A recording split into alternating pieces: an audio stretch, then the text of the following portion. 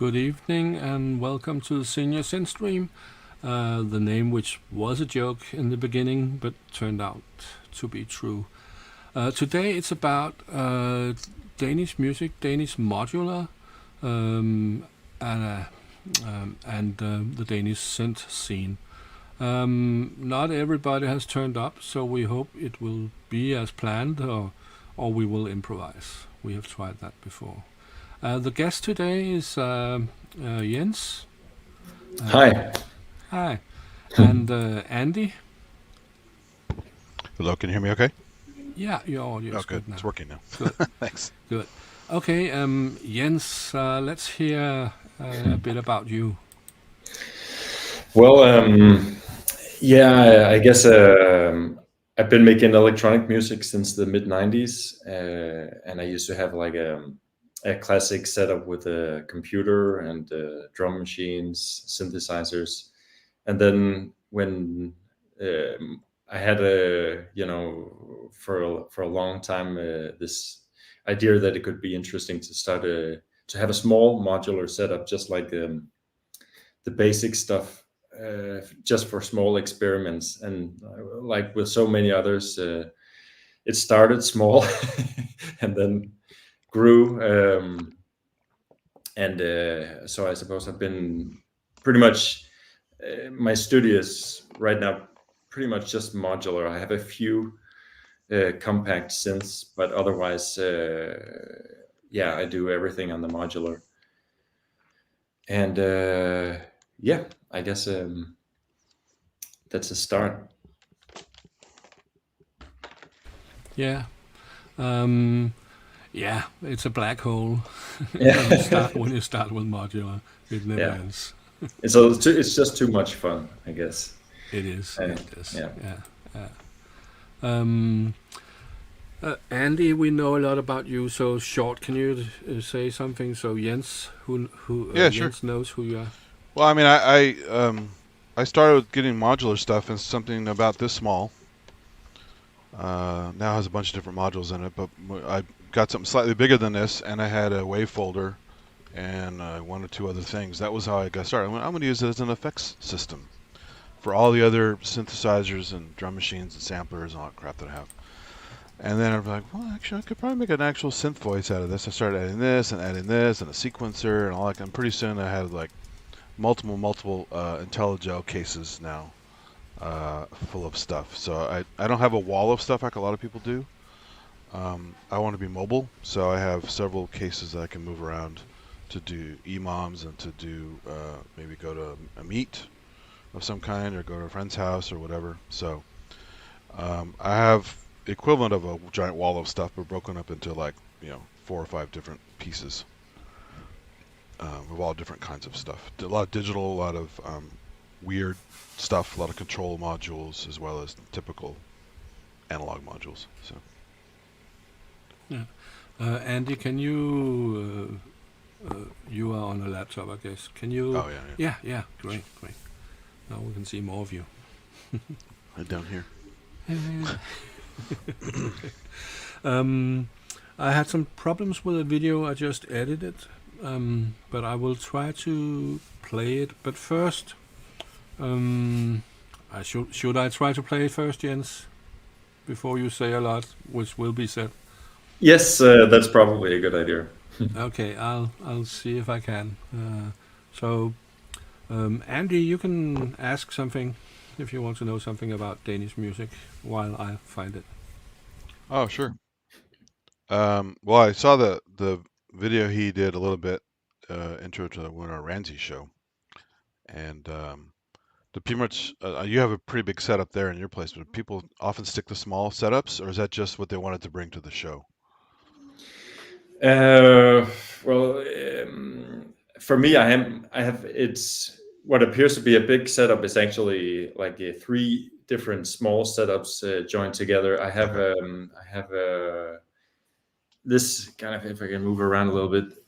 These sometimes I bring this one to. I brought this one to play live. These 2 are just. This is for experiments at home, and I have. this one here, which Oh, I nice. also brought, and You got this Buchla is like, stuff. Cool. yeah, and some of it's bookless, some of it's clone, Yeah. or yeah, Maybe and you a have to lot get of any real Buchla stuff one of these days. yeah. There's a couple of original booklet modules, so Yeah, I can see the thunder in there. That's cool. yeah, exactly. 223. So, and then the most recent thing I'm working on this is this. Oh wow. Yeah, I'm gonna bring this to Japan in November. Nice. So it's gonna be pretty much all Moog stuff. So That's cool. yeah, though I couldn't afford it, I kind of convinced myself I needed one of these new Well, yeah, labyrinths and the we all do that, Spectra right? box. Yeah, exactly. So you have a lot of different stuff there, but what is some of your weirder stuff or more esoteric like modules? Oh, the weirder stuff. I guess that would be. I mean, something like in this my experimental case. I have like a row of 2 Turing machines and a Benjamin. Benjamin, I know, but I've never tried one, but they sound like they're cool, pretty cool. So I absolutely that's probably my favorite module because it's so unpredictable. It really lends itself to experimentation, and sometimes sometimes it sounds like a floor bass, and other times it sounds like chirping birds, and it can really sound very, very differently. It's of course impossible to get it to sound the same way. sure. Also, Which is if you part of the turn fun, it off, right? Yeah. it's part of the fun. It's not something you can't trust it. That's but you that's can- what's great about modular in general, right? Is you get stuff you yeah, wouldn't get any other way. So absolutely, absolutely. if you And pull the cables out, you start over. It's never going to be the same, even if you follow your patches and everything. So it's a blessing and a curse, right? So yeah, you record everything and start over. Some people think that's insane. Like, why would you waste all the time and do that? I'm like, because that's the creative part of it is trying new things, happy accidents, and yeah, other stuff you never would have found any other way. I would also say in the beginning, I really loved it because I wanted to have something where I could just experiment and build something from scratch and right away, rather than before where I've been more like building tracks, Yeah. recording one track at a time, and everything was very controlled and very computer uh, driven. So in the beginning, I bought a lot of modules. In the beginning, I was just trying out to see what I liked and what worked for me. But then, Yeah. as the years went by, I see some drifting towards those modules. I think I say non-volatile modules. Is that the word? The modules that you turn off and you turn them on again, Turn back on where they were. and they sound pretty much the same way. Maybe not 100%. Maybe you need to tune It's them a always some little bit. variation. Yeah. Yeah, but it is nice to have a large part of your setup to be that Do you you can use trust. weird do you use certain modules that are non-standard as far as control things for like a lot of people have like a theremin little antenna thing or whatever. Do you have some other weird like body contact things or other kinds of weird ways to sequence things? This thing is one of my most my favorite sort of control thing, maybe apart from the Booklet 223, the Thunder, which I think is brilliant. But this one is kind of each of these is made by a German company called Koma. Yeah, that's the Commander, right? Exactly. So I made this. I have one of those. Yeah. Yeah. And so to have 3 of them, you can send out 6 voltage offsets and Nice. and 6 gates as well. That's so cool. You can actually control the whole system with it. And it's to people who don't know it, it's like a D beam you had in it's like a D beam, yeah, exactly. Yeah. And so you hover your hand above it, and as your hand grow nearer, the voltage offset will increase. And I built this little wooden thing that holds it in place, which allows me to also sort of tilt them or have them in different angles. And that's smart to have 3 of them. Yeah, I like that. It's great. I mean, it's I'm looking for more because it's and then I have sort of there's a spacing in between that so you can do like really quick. Sure. that sort of thing. So yeah, for me, I think it's a lot of fun. It's a lot of fun to bring live, and obviously for the audience, they would be like, "What the hell is this thing you were doing?" And like, you can do I added rhythms another thing as for the a game. foot switch interface. Have you ever used a foot switch with your Excel expression pedal interface? Yeah, I used expression pedals. Yeah, Yeah, that helps a lot too because while your hands are busy doing this, your feet can do some stuff down yeah. below. And I had also like a stereo volume pedal also to control. So you sort of using your foot as a VCA Nice. or something like that. So Yeah. yeah. How about you? What kind of sort of controller devices do That you use? stuff and a bunch of. So I only have one of the commanders, and I haven't used it for a while. But I have a foot switch interface. It takes up to. Sorry, not foot switch. I keep saying switch. It's a expression pedal interface. It takes up to 4 expression pedals in one little Okay. box, and outputs it. It's a box that sits on the table, and then you outputs a CV. You can just plug into your whatever your system is on the table, up high, whatever. And I've used that a couple times at EMOMs. It was actually really fun. Because it allowed me to have some extra stuff while my hands are doing this or checking volumes. I can still be modulating stuff with my feet. Yeah. So that was kind of fun. I have a bunch of other weird stuff. I have the Myo sensor one from is it ADAC? I think it's an ADAC module. ADAC makes a lot of weird modules. Yeah. The Portuguese company, and they have it's Myo sensor. So you put the sticky pads on your skin, and it reads your electrical signals in your muscles. Oh, So when okay. you Yeah. you tense your arms or you put on your face and make funny faces, that sends out CV. So it's very dynamic, very interactive. People go, "What the hell's he? Oh, that's what he's doing." And there's also I have the one from music. I forget the names of some of these companies. It's an Italian Music company. thing modular. No, it's another one. Music, is audio, not audio thingies. It's I'm drawing a blank on the name. Anyway, it's an Italian company. It's really interesting, and they have this neural interface thing. So you take a Bluetooth EEG headset and you run it through this. It Bluetooths to this module, which I have the base station, not the one that goes into the rack. And that was another one of the early things I bought for modular, just to experiment with. A couple CV things I had that were like desktop things, Hmm. and it converts. You can't do notes with your EEG because that would just be too chaotic. Yeah. But you can do this thing called focus and relax modes, where it's taking different brain waves.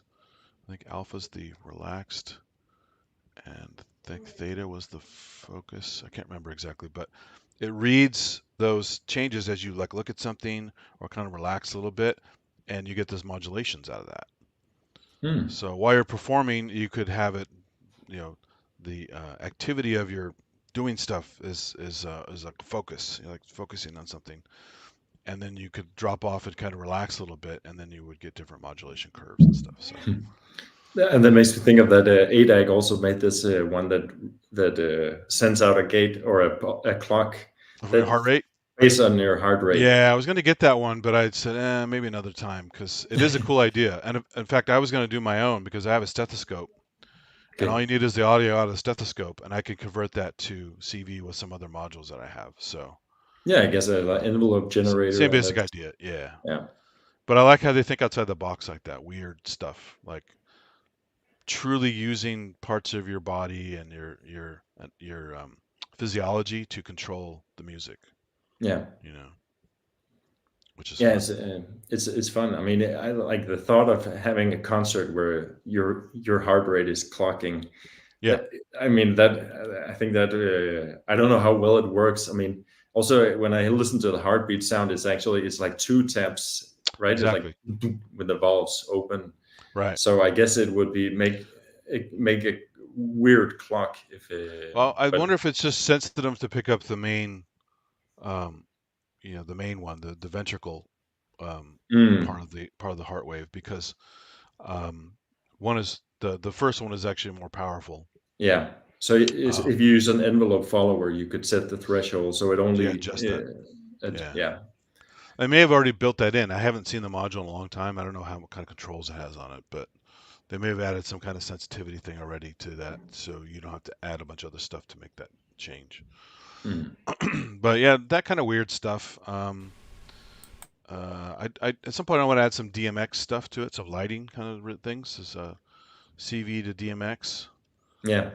Just to have something more interactive while you're playing instead of just when I go to these EMOMs, they often have a cool setup already with like video wall stuff, some guys doing stuff in some crazy animation package that's live, and some colored lights and things like that. But it'd be kind of fun to have another thing that's just strictly driven off the music, Yeah. So we'll see. Back to the Danish Modular. I have the video ready, so I hope everything works. Yes. We are here with Morten at Danish Modular, and Meetup, Yes. Modular Meetup, and tell us what all this is about. Oh yeah. So Dansk Modular, as we call it in Danish, is like Danish Modular. It's a small gathering of modular enthusiasts that has been going on since, I think, we are close to 10 years now. We kind of saw that we missed a place where we could actually talk about modular, try out different stuff, and also discuss different ways to approach using the instrument. And so we had a debut, like when we started almost 10 years ago.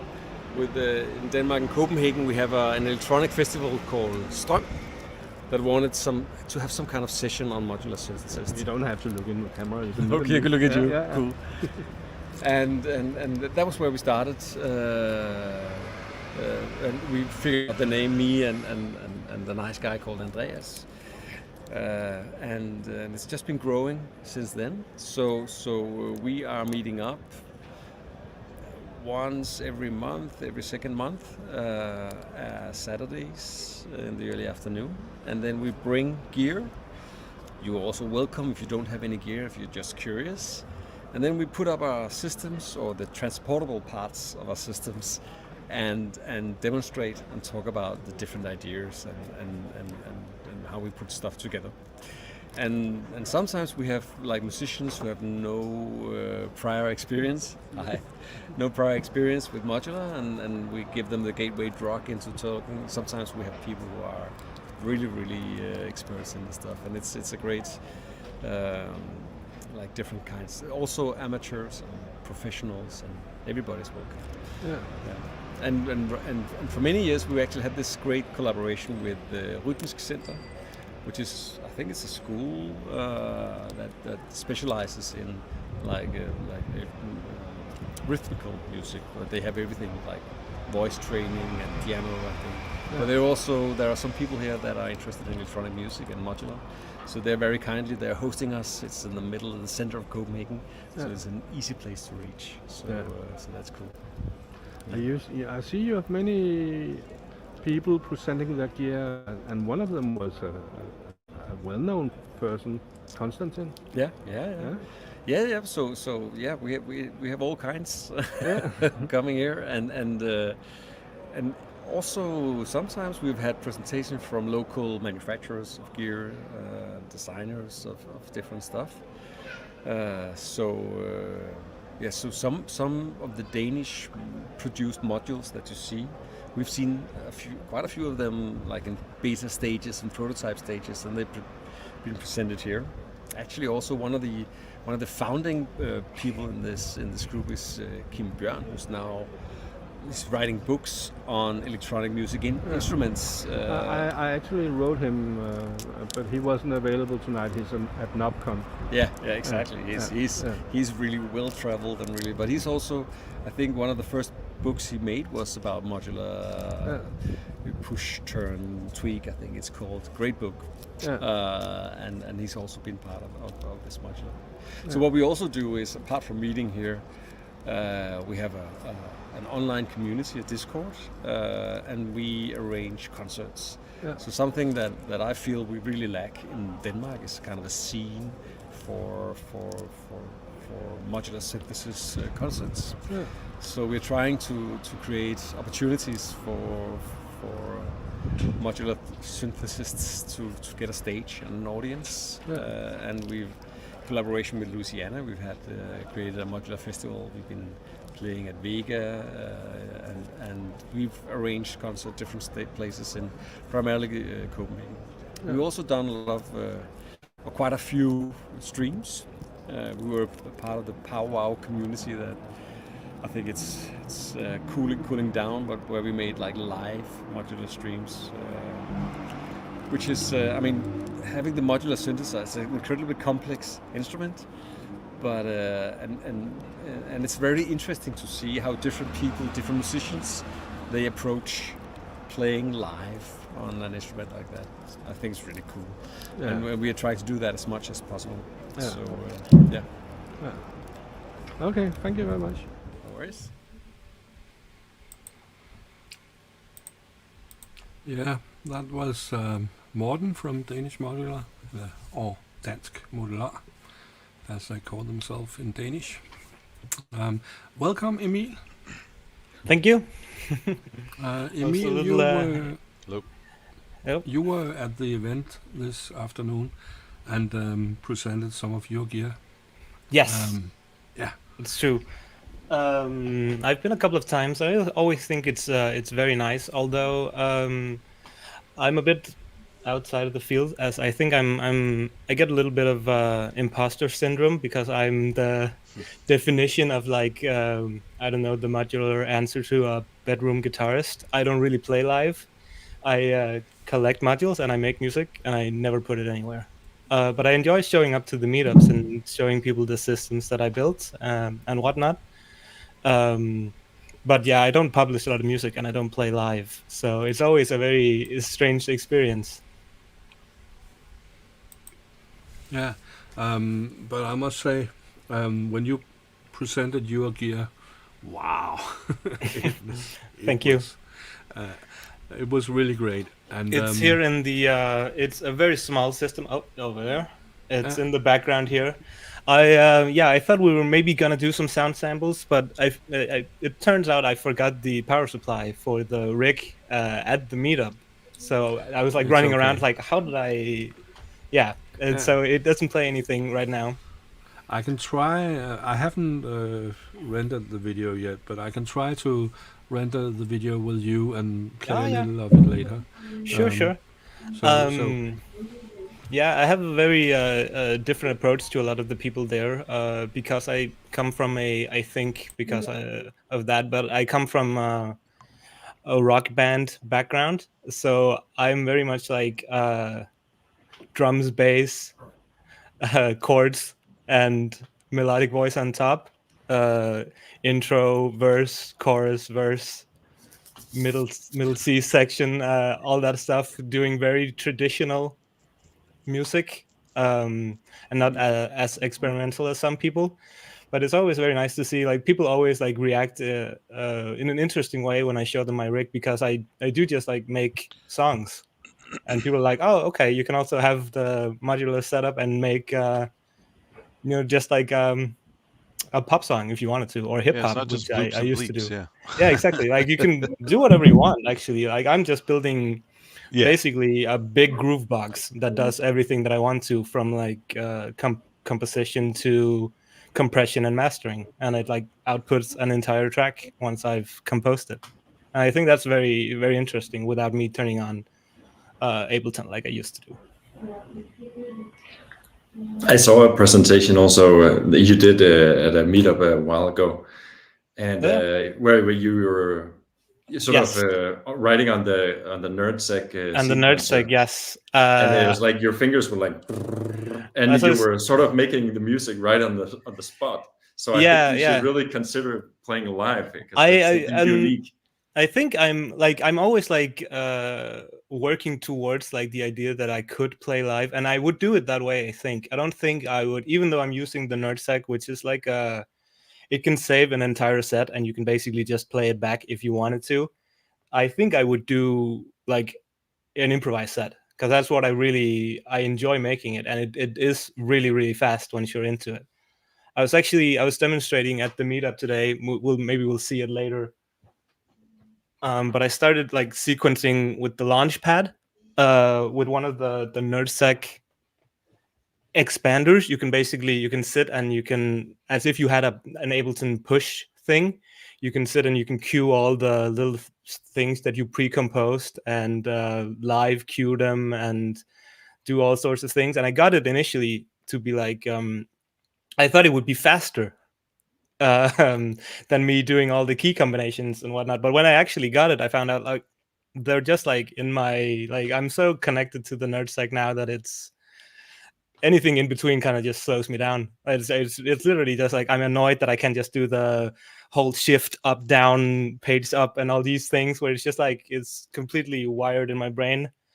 Actually, the last meetup I went to, I had gotten rid of the NerdSEQ completely. It was a case without it. I went to the Scorp Hermod for a while, connected to a keyboard, because I was like, I'm gonna be playing this in on a keyboard, and it's gonna be much more human or tactile or whatever.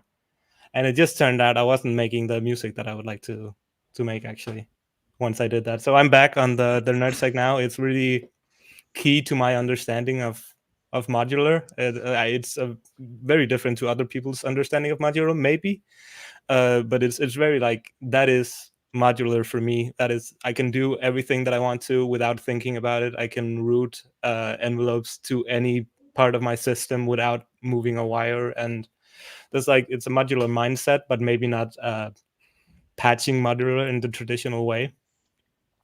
What we got going on over there? The same. It's my NerdSEQ. Yeah. I wanted to I think ask that's not just Jens, because I like what you said about making regular music and Missy, but I want to ask about Jens, and maybe Henrik, you talk about the other people at the thing. What kind of music did people often play? Was it all over the map, or was it a lot of techno, a lot of Tangerine Dream, Berlin School kind of stuff, or what kind of?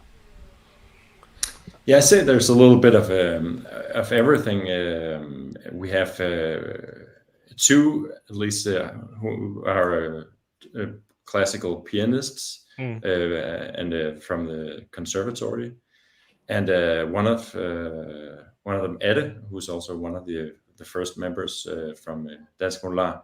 His style is sort of electronic jazz. I don't know if I'm doing a disservice by describing it that way, but it is very complex and very, very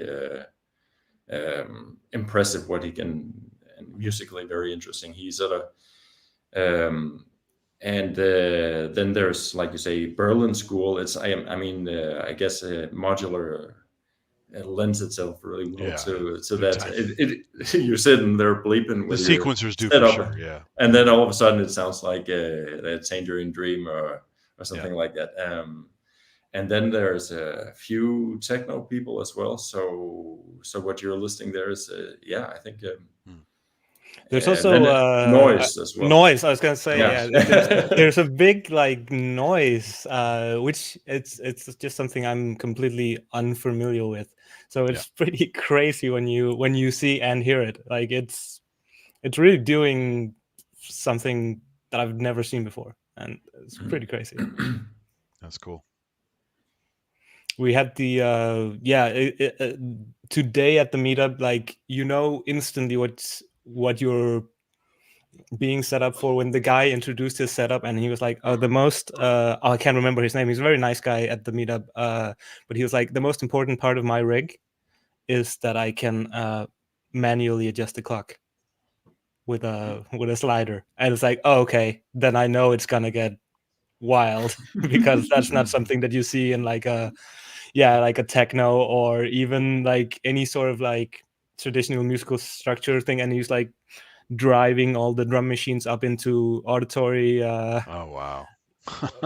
yeah, basically oscillating a bass drum, and it was it's crazy. That's crazy. I think I will be ready with the video from your demonstration today in about 5 minutes. It says 30 minutes. I hope it's faster. Let's see. Yeah. That's funny. But it's also about 17 minutes, so it's easy to get carried away once you're Are there doing people it. that come and don't perform? They just talk about gear and show off some stuff, things like that. I think there's it's not unusual to for people to show up and be in the middle of like halfway between setups. So like, oh, last week I had a setup that worked, and next week hopefully I'll have a setup that works. But right now I've got this mess of modules that don't even turn on, basically, and then But they'll most just of them do some sort of music at some point. If they yeah, had all we the stuff do. ready. We go like we set up at a big table usually, and then we go around and everybody sort of like explains their case, and if it does make any sort of sound, then we hear it out. And yeah, there are some people who don't bring anything at all, and just like talk about gear. And we have a buying and selling case where you can put in your module and see if somebody wants it. Nice. And I think recently we've, in the last year or so, we started also doing like a jam with a shared clock. Which is something we've talked about since the beginning. We've talked about every meetup. We talk about, hey, let's get that clock, shared clock going and do a jam. But now it's starting to happen, and it's a lot of fun.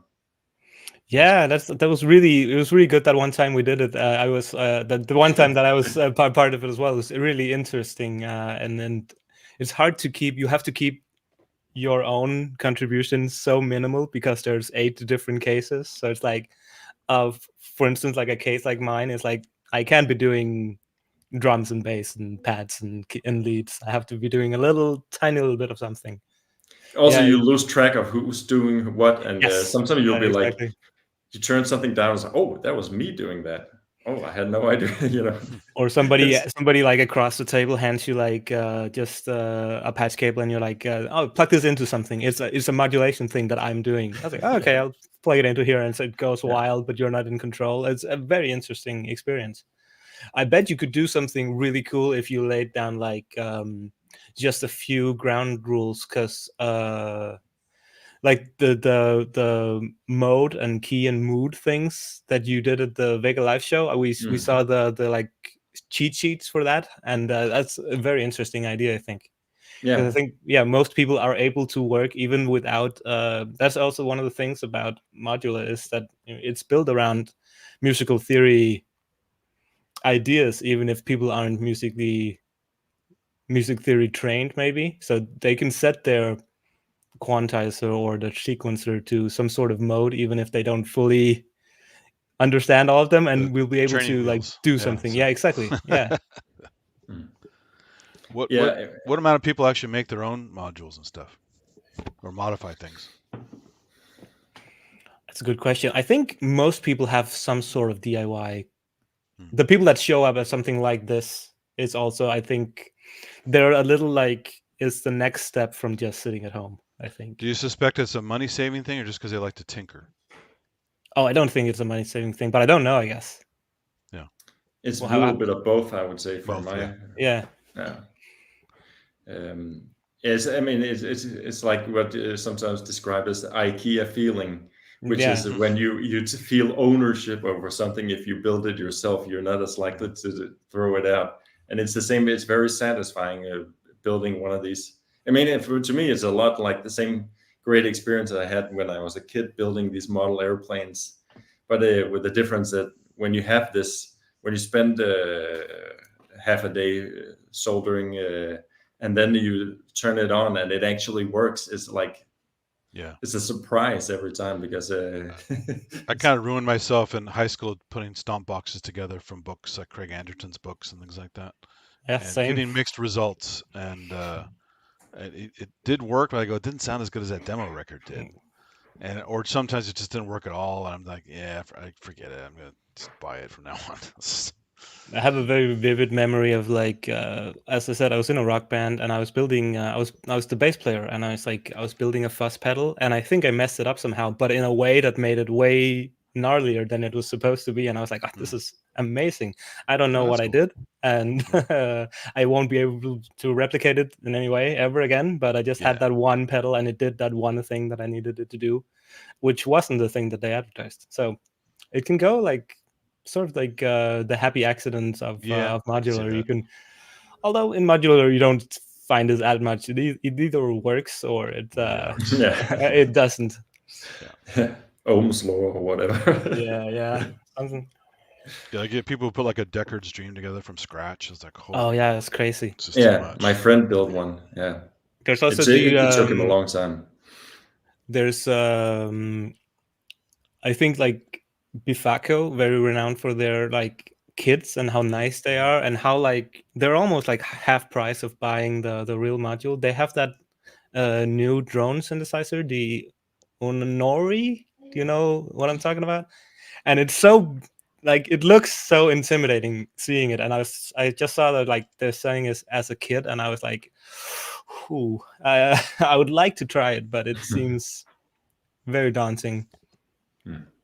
It's funny that there are so many ways that you can be into modular. You can just buy the modules, or you can buy the kits, or you can design your own module from scratch. And there's some levels in between. So you get to decide how deep you want to go into the rabbit hole. But there's also the thing that happens to many who start out as musicians, but at some point they realize that machines and building the machines and designing them and seeing how other people work with them is much more fun than making music themselves. I mean, I heard Dieter Dupfer, he said that he started as a musician himself, but he liked building modules much more.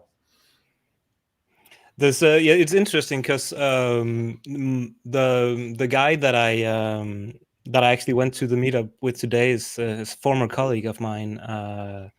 Is much more into the engineering aspect than he is about any of the music. Like, and he has a modular case, and it's not like he's trying to make noise or anything like that. He's just like really into making something crazy, putting it through like an oscilloscope, and being like, oh, okay, it's doing something that's really interesting. Sounds bonkers, but he's just like, oh yeah, FM modulating until it sounds interesting. So it's much more like an experimental case that doesn't necessarily have anything to do with music. He's just into the electronics part of it. Like the music it's not even secondary. Kind of guy it's would make not music with test oscillators, right? Like the old test equipment.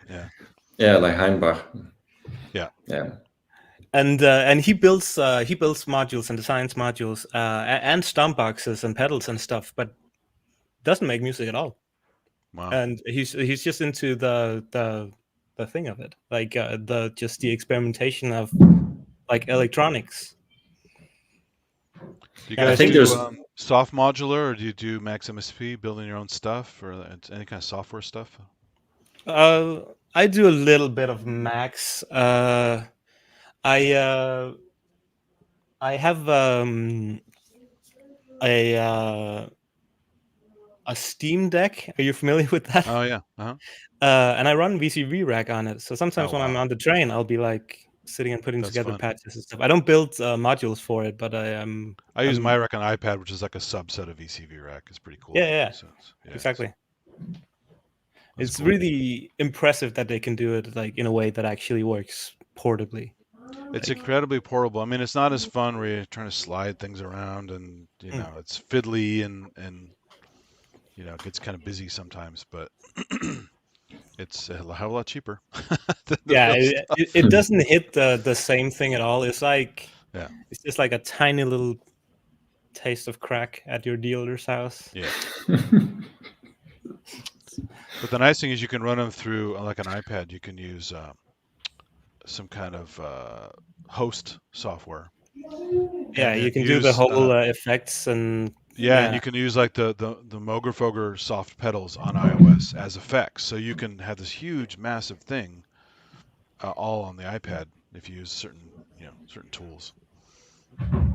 Yeah, I mean it's completely viable to do. You could do, if you really wanted to, you could do your like entire EP on your iPad. It's just there's a reason people don't do it that much, and I think it's missing like that tactile feeling of actually Definitely. doing Yeah. something. Yeah. Well, for a while some company was selling these little knobs that would go on the screen, and it would sense the motion of the knobs, so you could actually put them Oh, over an okay. actual knob, and you would have the feeling of twisting knobs and stuff. It's kind of funny. Oh, so it just goes on the iPad screen? Yeah, it goes on the screen. You could put it in multiple crazy. places because of multi-touch, and you could sit there and you could twiddle knobs on the iPad screen. It's kind of funny. It reminds me of that.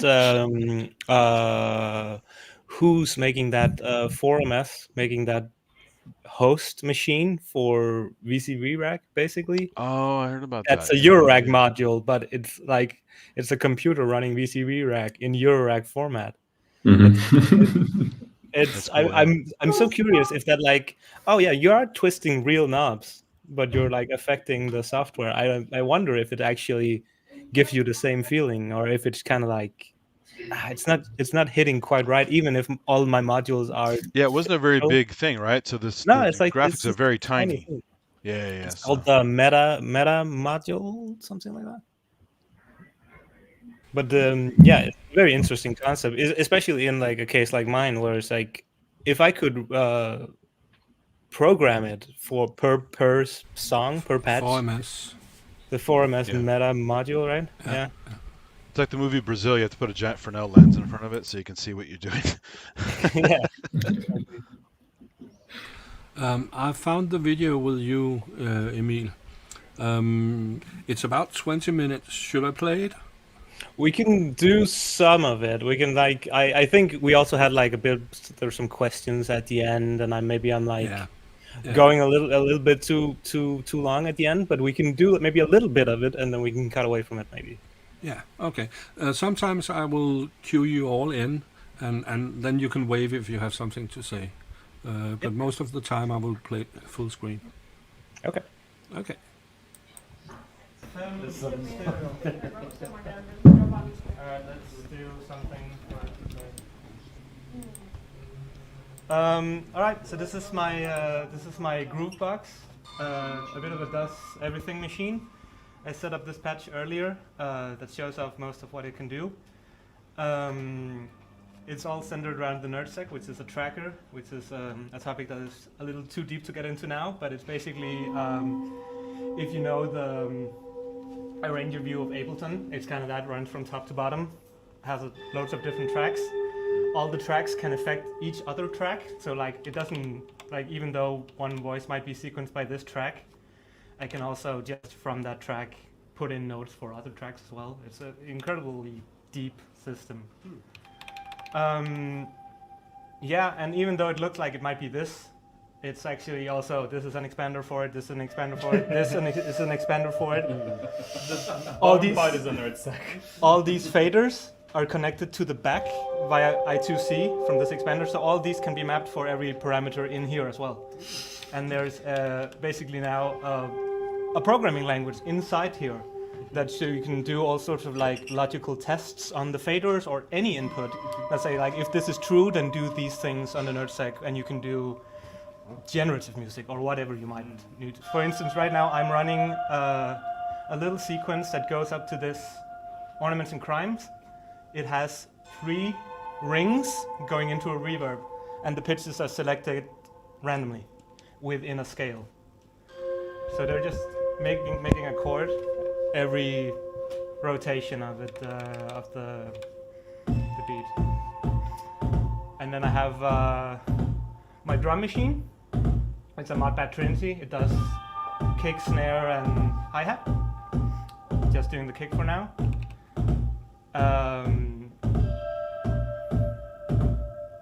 It's a very, very cool machine. Which can do a lot of different types of sounds. And then I have this dual oscillator from Tip-Top doing the Book Club 258T, running 2 of them into this dual low-pass gate, which has its own envelope.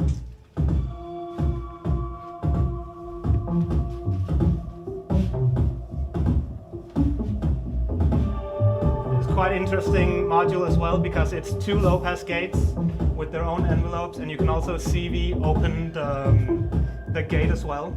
But you can also turn off turn on like basically sidechaining one channel to the other one, so every time one goes high, it ducks the other one. So you can do sort of like some intricate patterns as well. It has resonance and all sorts of stuff. Does it go both ways then? Yeah. Oh, Or no, is- no, or no, is one- you have to it's choose always a one master- into the other. Yeah, it's always one into the other. And this one also is very interesting because each voice has 2 outputs and 3 inputs. So you can do weird FM sounds.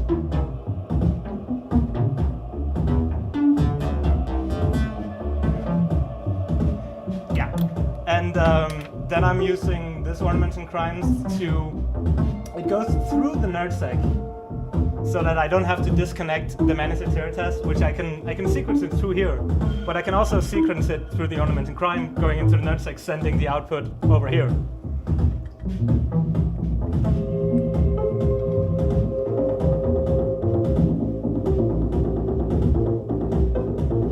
So it's basically making a random pattern over here.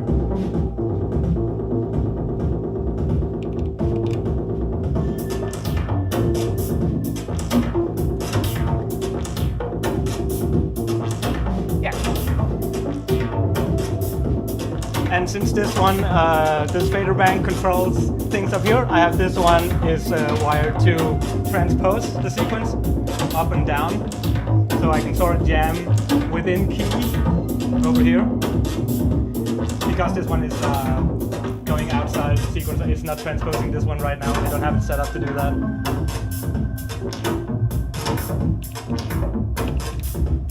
But yeah, that's kind of Clouds does delay, Cloud stuff. FX8 does reverb.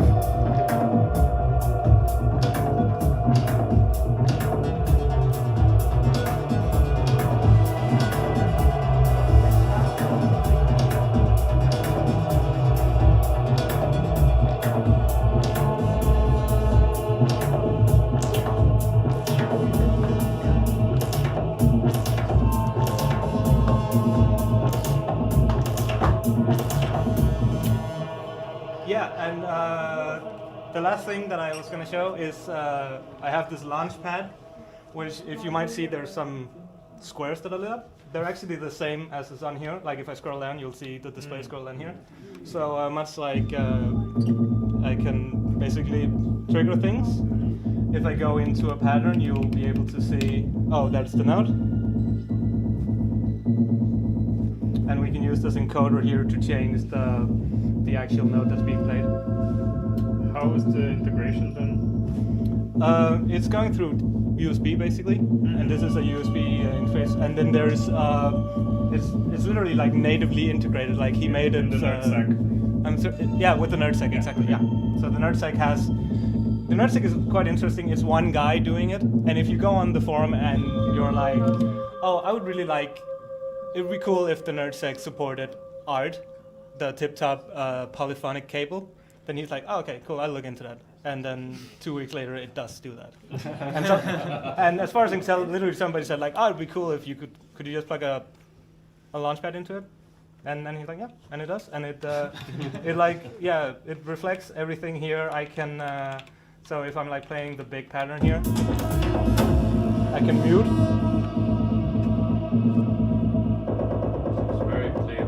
Yeah, exactly. And it waits, like in Ableton, waits until it comes around. Again, user settable. Oh, I got onto mute.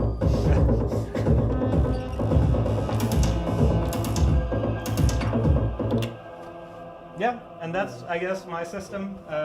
It's wired, like this is as you saw, I just did some patching. This is like a basic patch. I never changed this one because now I know that I can always go into here and do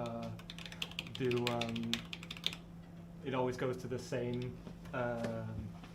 voice, and it's always set up the same way, but it also leaves all the stuff open for anything else. Oh, I also wanted to show, since this last track here is hooked up to the drum machine, it actually doesn't care so much about pitch.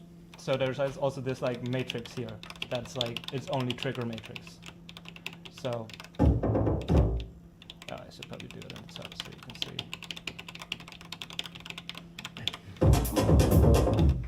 So yeah, you can do trigger rhythms really fast, and if you wanted to, you could hold these two buttons and you could do an Euclidean pattern right there, like this, starting from where you are. Fucking amazing. For real? And you can go into here and you can be like, okay, here's all the ones that put in, but actually I would like a triplet to be here.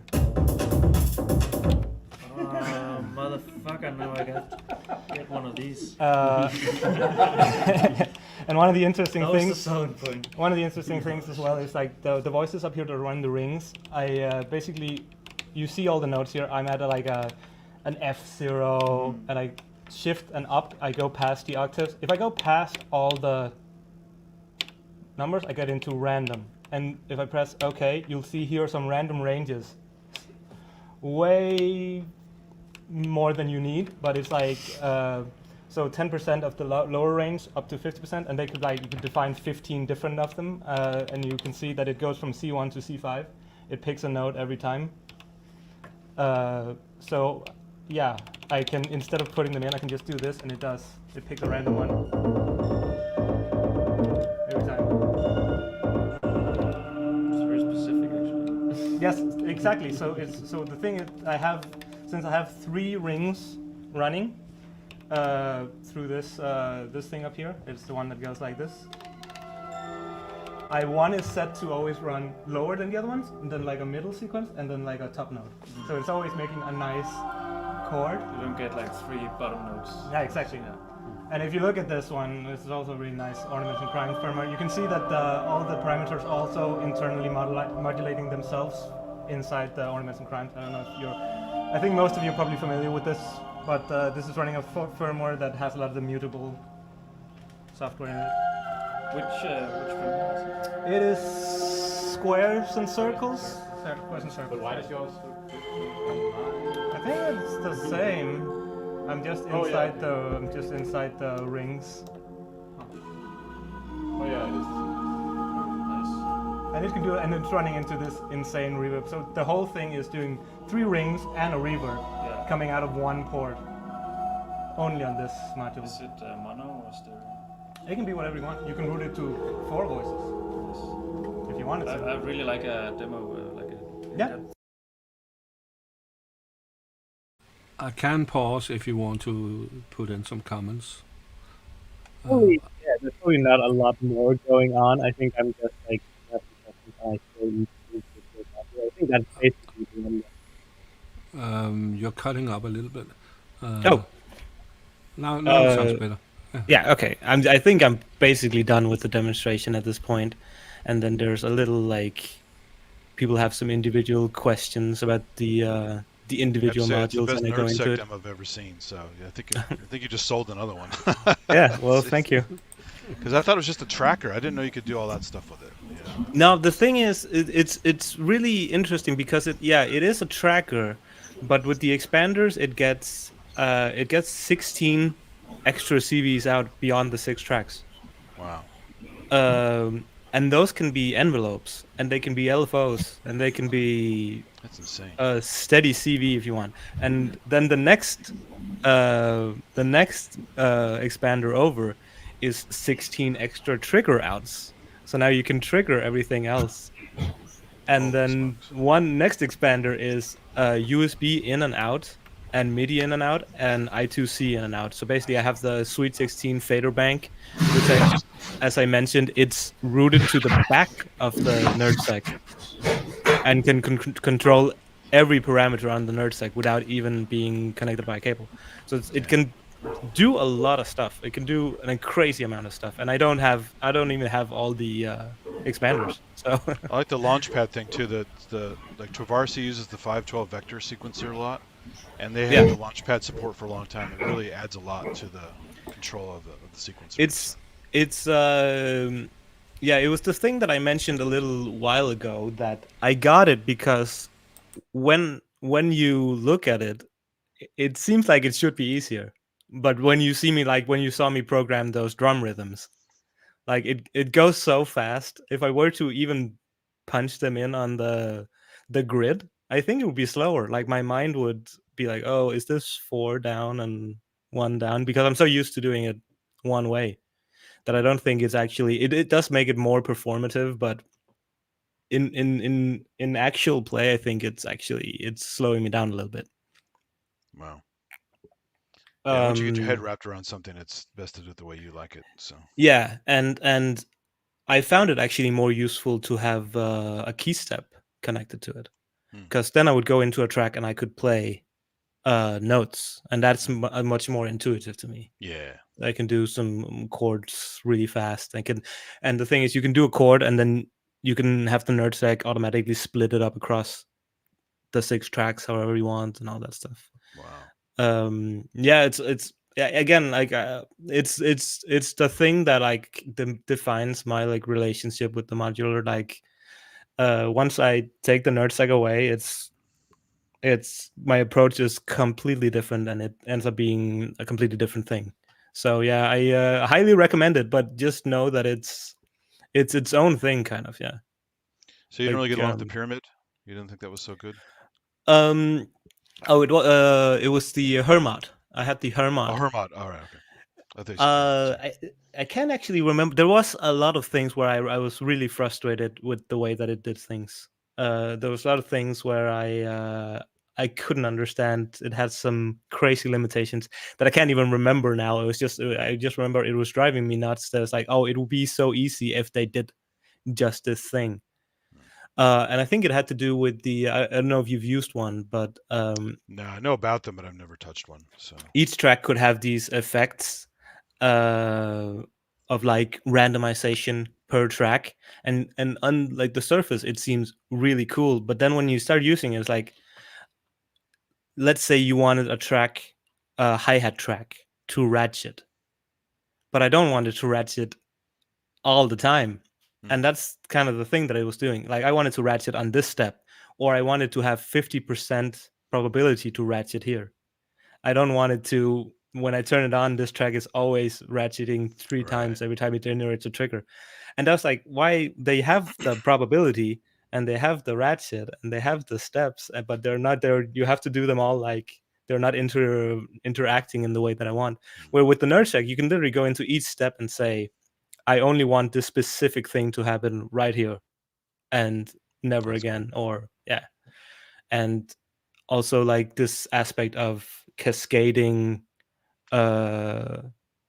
percent probability is really mind-blowing with the NerdSEQ. Like you can have one thing happening or not happening, like cascade down, and basically every bar stuff that's never happened before or will happen again happens because of the way that you set everything up. It's really good and cheap as well for some of the bigger sequencers. Like so yeah, it's you have 2 extra modules for it. You said there's expansion modules. I actually have 3. I have 3. and if you don't count the fader bank, which I use for a lot of different stuff, I have I2C USB connectability.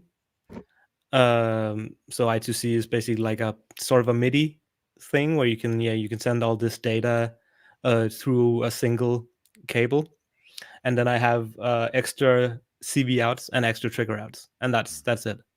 And both the trigger and the CV expander are quite affordable as well, actually. Yep. Of course, Launchpad's cheap, so there you go. I literally just picked this one up secondhand. I was blown away at how little it cost. So that's actually why I was like, oh, I might as well get this one. They're almost giving them away. It came in the original box, and it was genuinely 10 times the price I gave on it on the original box, because it's an old device. So people are just like, oh, it's outdated, but it does exactly the same thing as when they sold it the first time. So yeah, very cool. What else is in your rack? In this rack.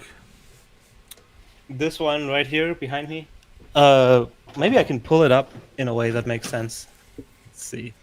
Yeah. Let's see. I'll just go mute myself. Yeah, that alternative firmware for Ornamented Crime sounds really cool. I should get that. Yeah. It had two ornaments in crime. The You had one normal, I was think, the and new one with version. Yeah. the new form with the mutable stuff. Yeah, Yeah. it's clever.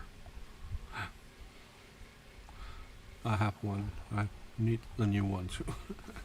Now.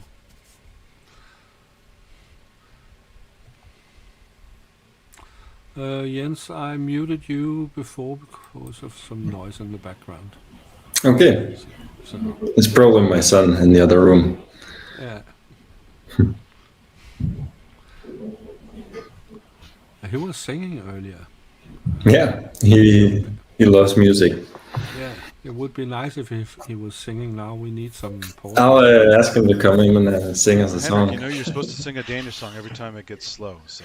Oh, yeah. Well, good. The others are Danes, so All right. I don't have to do it today. Let's see. This is a little bit of a janky setup, but yeah. I got my bass synthesizer up here. It's the Manisiteratas going into the Bastel Cinnamon filter. And then I've got an Ornaments and Crimes. This is the one that I used to. I use the Hemisphere suite, the one that splits it in half. And the left half is basically doing like a 303 random. It's like a 303 inspired random pattern. So basically, it does like these really fast 16 notes with a couple of rests and a couple of like glides. And it's just like every time you like turn the thing, it generates a new one. So it's like really fast to just get like sort of a techno track going. Then I got the Tip Top Bugla dual oscillator. I touched on it briefly in the video, but it's really cool because it has each oscillator has 2 identical outputs and 3 inputs. So you can use one of them to modulate the shape, FM, and I don't even know what this one is, but it makes everything go crazy once you like cross patch them both up. Then I got the natural, the dual oscillator goes into this one, the natural state, which is ST Modular's clone of the Unobtainium Natural Gate by Rabbit Elephant. It was just like a module that is impossible to get without paying a lot of money for it. And this one is an incredibly cheap clone that is very solidly built, and I recommend it. I got this one built by a German company called TLM Audio, which builds mutable instruments clones, and ST Modular original designs. It's basically 2 low-pass gates with a decay envelope, and how high you want the envelope to go and how long you want it to decay. And there's a switch here in the middle that will basically say if this one is turned up, it varies how much one channel ducks the other, so you can do sidechaining with it. And it sounds really good, and it's resonant. And if you don't use the decay envelopes at all, you can send your own envelopes. Like I also have it hooked up to envelope from the NerdSEQ with attenuators. So I can attenuate, I can do long notes here if I don't want that plucky low pass gate thing. Yeah, I'm crazy obsessive about my wiring being neat. So I'll take that as a compliment every time somebody mentions it. Yeah, you should. It's easy because these don't ever change. This is the base patch. So I still have a ton of fader bank ports that I can put up into everything, and I can modulate a lot of different things. But these are like the base. Like track 1 is always going to the Manisiteratas. Track 2 is always going to the rings thing here. Track 2, 3, and 4 is going to the 3 rings from this Ornament and Crime. 5 and 6 are going to these 2 oscillators, and then the last one is the drum track for the Trinity, and then there's an additional one which sends envelopes or things out of the this CV expander, which again is like 16 added CV ports to the NerdSEQ. Yeah, the Modbap Trinity is like kind of like I really like Modbap again because they're very hip hop focused, which I think is super cool. Like this is basically does 808 style kicks and snares and hi-hat style, so it does make like a really good like hip hop beat, but of course you can use the sounds for anything. I've got an FX8, and then I got like a little summing mixer and a Dope stereo mixer here. Down here there's a clock divider, which can, if there's no MIDI put into it, it's just a regular analog clock divider. But if you put a MIDI cable into it, it generates a clock from a MIDI source, which I don't need anymore, because now it was actually before I had the NerdSEQ, so now I can just plug MIDI straight into the NerdSEQ, or I can clog it from Ableton, both from or to Ableton, using the new expander here. And then I used to have a cloud right here that I sold since I did that demo in the afternoon today. So that's going to be replaced by a Shakmat Gemini's Path is on the way, and a Mutable Instruments Warps clone. So I talked to the buyer. She got it very cheap. Yeah, she got it extremely cheap.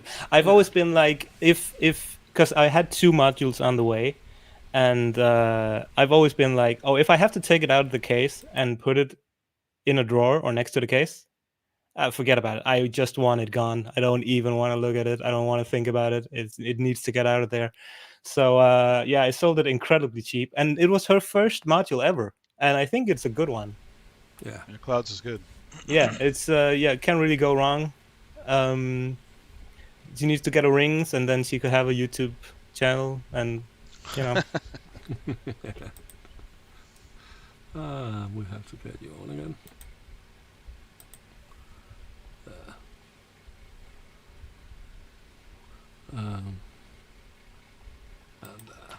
Oh, I just wanted to mention, this is my favorite module of all time, and I recommend everyone to get this.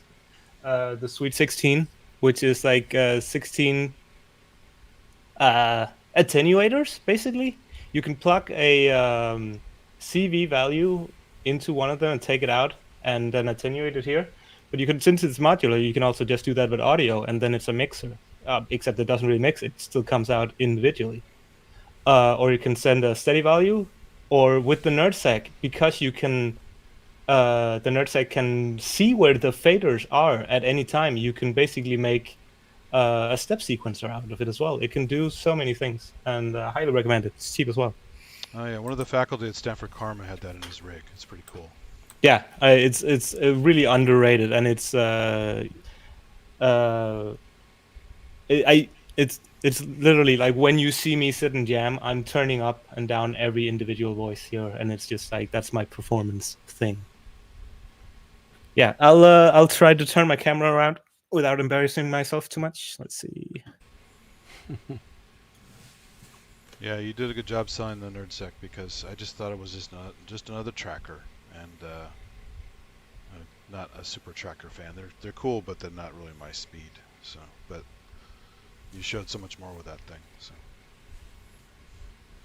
Yeah, it's interesting, because it's definitely like, if you've used trackers before, it's definitely that thing that trackers are, but it's so like smartly combined with modular. Like, it's definitely like, it's not a different kind of tracker that they then made modular. It's definitely designed modular from the bottom up, and it's really impressive piece of gear. And as I said in the video, it's like, you go on the forum and you ask question, and it's gonna be the guy who's sitting there writing the code. He's gonna answer you within like 10 minutes, and he's gonna be like, oh, I'll try to make that work. Or sometimes, of course, he's like, please don't ask this anymore, I'm not gonna do it, or whatever. Yeah. And but all those expansions and stuff, it's very cool. So you can do all that. It's very cool, and they have some incredibly interesting things coming. They have some things coming where it's not unreasonable to build an entire NerdSEQ only rig, because they have a dual voice coming out that's kind of like a chainsaw. It's 2-channel paraphonic, so it's 4 voices total.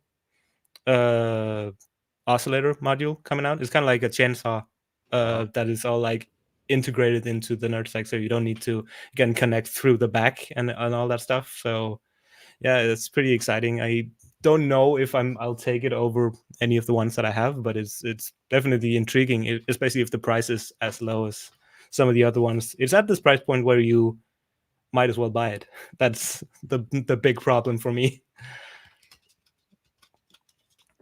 And yeah, and it does some interesting things with like historically. It's like playing with the history of trackers as well, because you can also get an expander where you can connect a Sega gamepad to it, and you can program it with the Sega gamepad. I have the Wii Nunchuck thing made by Yeah. Deltronics. That's really fun. It's really fun. And the thing about the Sega gamepad is that they make them now so that even though it's the original port, you can get a Bluetooth one that connects to the original port. And then I've been in the past sitting in my couch over here and just like programming it from 2 meters away. And That's it's cool. Yeah, it works. It's kind of a party trick, but it does work.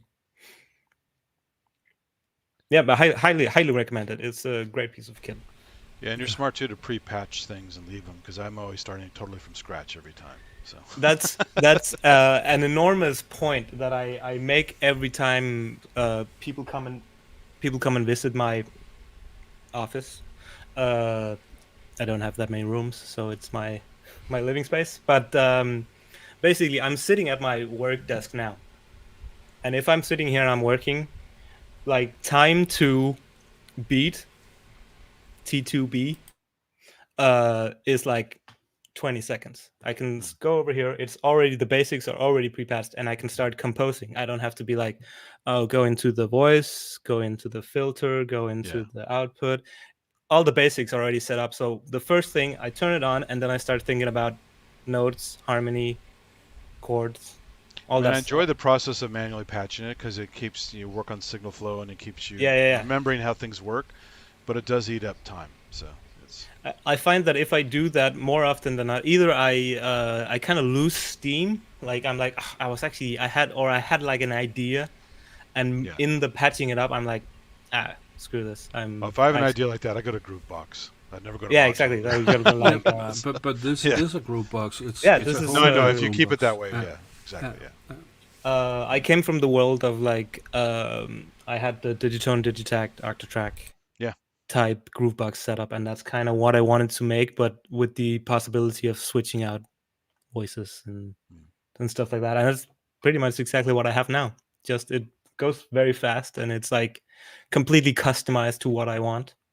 Especially with the new like they incorporated this like Logic programming language where you're like, if you don't like something in the default setup, you can kind of change it, and it's pretty incredible. Like I take some time and I set up my default patch, and I set it up so that every time I turn the system up on, it goes to the default patch, and that already has like a lot of my preferences set. Like it's set to A minor, so you have to also think about, okay, am I doing every song in A minor? But turns out that's 90% of the time I kind of am. So you gotta know your process, I think, and then you can set up like a really efficient workflow. That's key for me. Like I just want to be jamming in like 30 seconds, and I want to be making music. I don't want to do any technical stuff at all. Makes sense. Yeah, we'll find some time another day and play with your Groupbox. Yeah, of course. I'm very as I was saying to you at the meetup. It's interesting. You came up and asked after the presentation, and this is basically wired up in a streaming setup right now, like all the time. Like I have my camera, and it's like wired up through OBS, and I can like go live. I haven't done it. It was more of like I wonder if this works. So it's set up like in a permanent overhead camera streaming setup. And I usually just I jam a little bit, and then I put out like a 20-second clip on Instagram or whatnot, and that's all I've used it for so far. But it'd be really interesting to do like a little jam or something for a stream. So yeah, anytime, ask me. Yeah. Once I get my power supply back. Yeah. Hopefully, fingers crossed. Is there anything you want to emphasize about the event today? Not only you, but all of it. I mean, it's just so interesting seeing how differently people approach it. I think that's the main takeaway from any event like this. It's so many different genres, so many people who are either like hardcore musicians or somebody who's like engineers or programmers. Like that's it's always really interesting to hear how they approach not just modular but music and sound generation in general. Like some people are not even in it for the music. That's the main thing that blew my mind when I came to the first like modular meetups. Like, oh, some people are genuinely just into making sounds or making music, and that's also really cool because I do like that aspect of it as well. It's just like it's not my thing, but it's interesting to meet those kinds of people and all sorts of people there. Yeah. And if you're in Copenhagen, I suggest you come by someday. It's people are really nice. Yeah. And it's I'll interesting. find the Sometimes link. you'll meet like the local builders and stuff. And for a NerdSEQ, the Lars Bjørn from NerdSEQ comes by, and that's pretty cool because I remember buying modules from him even before I met him at one of the events, and those were some of my favorite modules. And then, oh, the guy is actually just there. It's cool.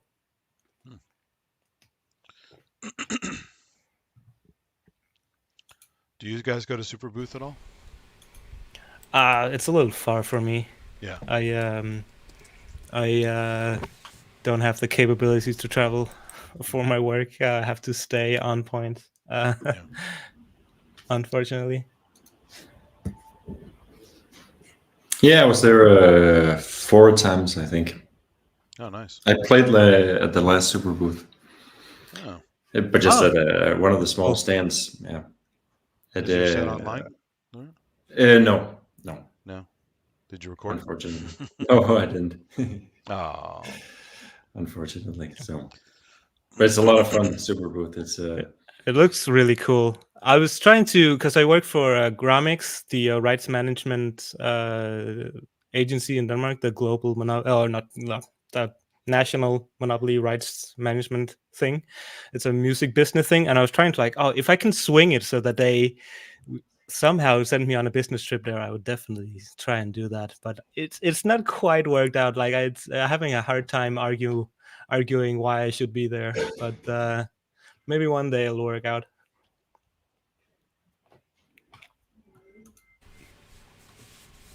Yeah. Jens? Yeah. Have you any questions to Emil? I mean, so he got me there, man. Oh no, sorry. No, give me a second. But yeah, no, I met Emil a couple of times at the meetups, and we talked a little about the process. I like how virtuous you've become with your NerdSEQ, and I think there's a point in dedicating so much time into one thing that you know it so well. And that takes precedence over functionality for me.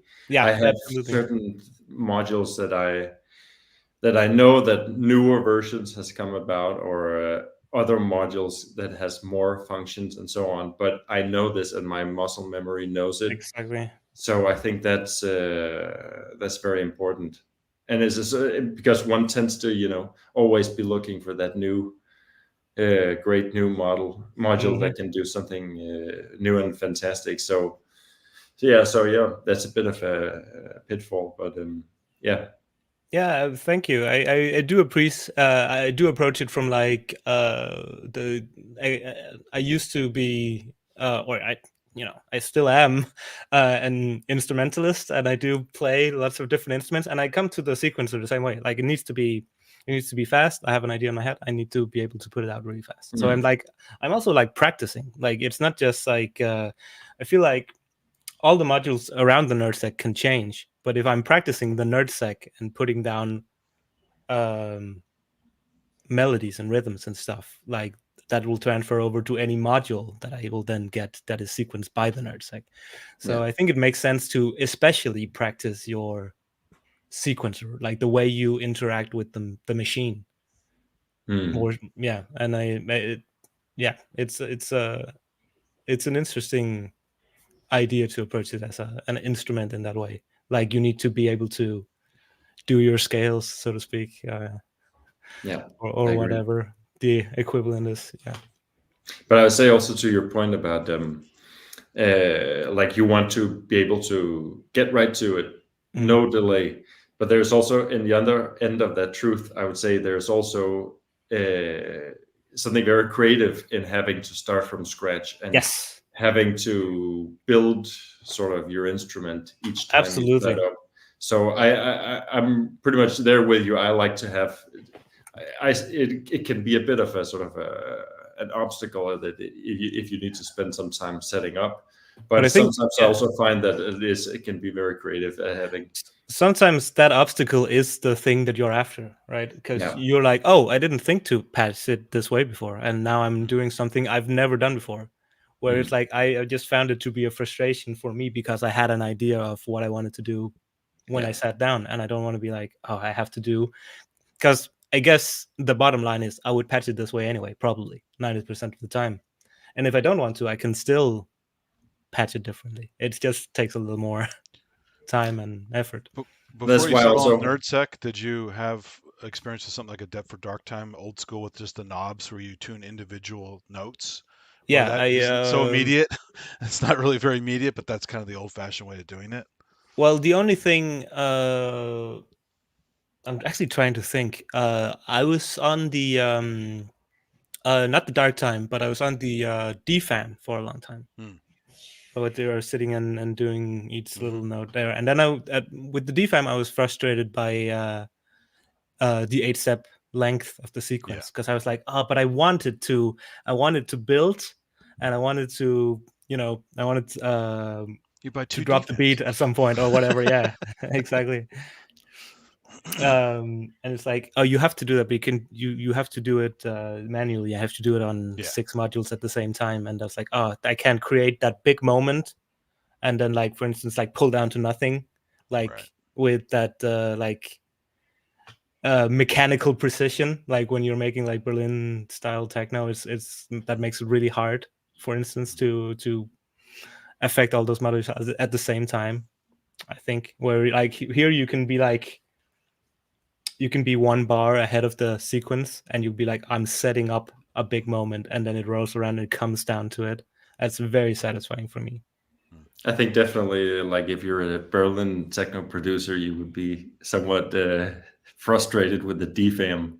Yeah, because it's also you can make a great kick sound with it, but the kicks will sound slightly different because everyone, and so you need to, if you're into sort of like this Ableton precision, then, exactly. then it. But It is a great machine, though. I really still love it. And if it didn't take up so much space, I would probably have one in my rig as just a kick drum. I find that if you approach it rather than just using a clock to get it to sequence it and give it something with then you can sort of get past the limitation of the.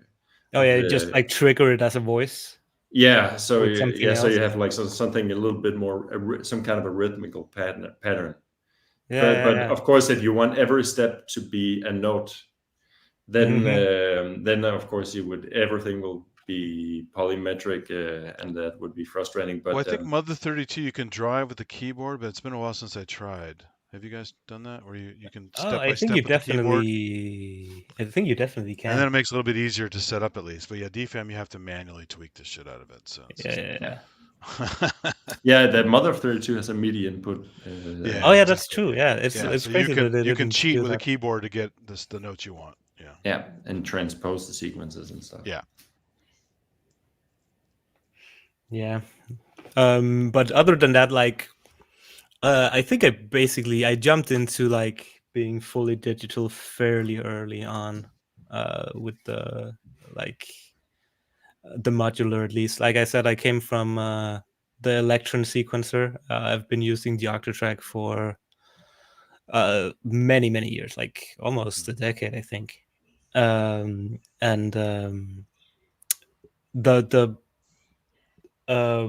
NerdSEQ is very similar in a lot of ways, like the per step parameter changes. That's basically what it does as well, except it's even more like unlimited in scope and Yeah. I love Electron, but the Octatrack's the only one I stayed away from. It was a little bit too nerdy for me. So I feel exactly the opposite. Maybe not surprisingly. That's my favorite machine of all time. And it's very powerful. I watch amazing demos on it, but I see it's people who insane. know it still going sometimes because it's one of those things, right?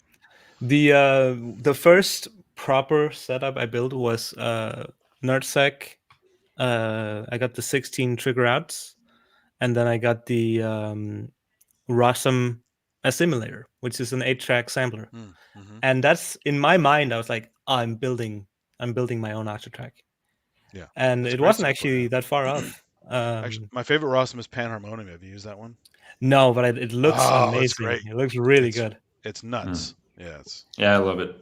They're a little out of my price range, probably. I just at had the one. moment. I can't afford all the other Rossum Yeah. stuff. I have tons of Emu stuff, but the new Rossum stuff is very expensive. So Yeah.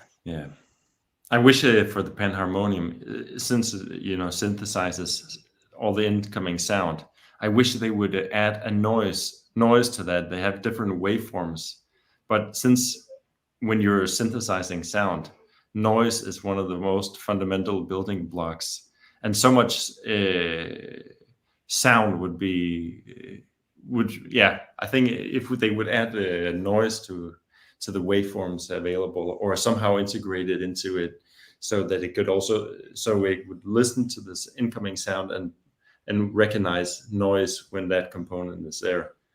But I think it's one really, time I was playing around with it and I got a shepherd tone out of it. I don't know how I did it. A couple modules and all of a sudden I got shepherd tones. I go, this is nuts. So yeah, I love the Rossum stuff as well. And I've used the assimilator also a lot, and I bought the Locust. Oh yeah, the MIDI expander. The MIDI thing, right. It was right when I sold my assimilator. They came out with that MIDI expander. I was like, oh no, that changes the whole. Like it would be. It does really. Yeah, it really makes it usable, because the assimilator has. It's really, I mean, it sounds beautiful, and like the amount that it can pitch a sound up and down cleanly, it's insane. Absolutely. The way it responds to pitch, the pitch. I've never heard anything like it. Yeah. But it's just like, but some kind of maniac designed the folder system. But I don't. It's good. It works. But oh my god, it's so hard to navigate. I kept being like, if this had like MIDI support to do some of these things, it would be perfect. I sold it off. I got a lot of money for it, so it basically, I was able to afford the rest of my rack just from selling that one module, because they were out of stock when I sold it. So I don't regret it as such, but right when I sold it, they came out with the MIDI expander. And I think I would have kept it if they had came out with it like 2 weeks before. Yeah, and now it's impossible for me to afford, at least. Again, that's how it goes.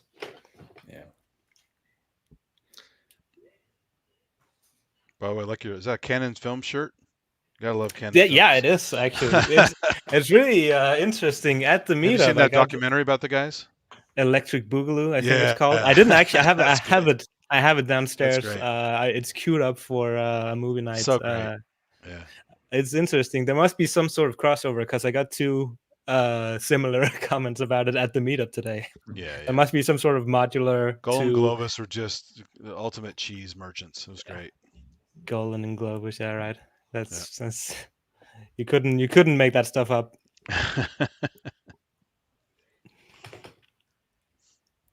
Yeah. Yeah, and this is where we sing a song. Yeah, sing a song. Come on, guys, Danish song. Let's do it. Okay, you start. Oh, are we doing? Well, I got all my instruments in the back here. Yeah. Do you guys ever play Danish folk music? It depends on what you. Yeah, where you cut the line between like I've never heard folk it as far music as I know, and. So I don't know I wouldn't know it, but. Sadly, we don't have the same. Like in Sweden, they had I think a bigger, and also Norway traditional, yeah. Yeah, I mean they have such a big catalog of old music and folk music, where we Yeah. kind of lost a little bit. But there's a lot of great old melodies and kid songs. What do you call it? Yeah. Songs for children that I play to my sons Oh, that's cool. before they go to bed. So yeah. That's true. I think we don't have like the Norwegian like the old like old folk songs. I think Danish music is kind of like, in my mind, is like more like a 70s 80s. We really had like a renaissance with Danish style music again. Yeah. So it's more like I think the American equivalent would be like if you said that American folk music is like Bob Dylan acoustic era, because we had like Kim Larsen as a big one for our. What are three like main exports of Denmark for pop music, like 80s or 90s or whatever? Aqua. That's probably Aqua, okay. a Yeah, big Barbie one, Girl, right? Okay, yeah. Yeah. Laid back in the 80s. Laid back, yeah. Lucas Graham recently, I think, is recent big. one. Yeah. Yeah. Leather Strip, if you're into body music, EBM. I actually invited him today. Oh, yeah? But he's doing concerts south of. That would have Denmark. been I can't interesting. remember where. You guys saw know anyone him that recently. does He like sings with new wave, like Alphaville or something like that? Oh.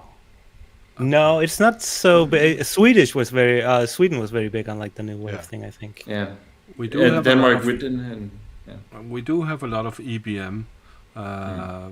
Not much pop music, synth-driven pop music.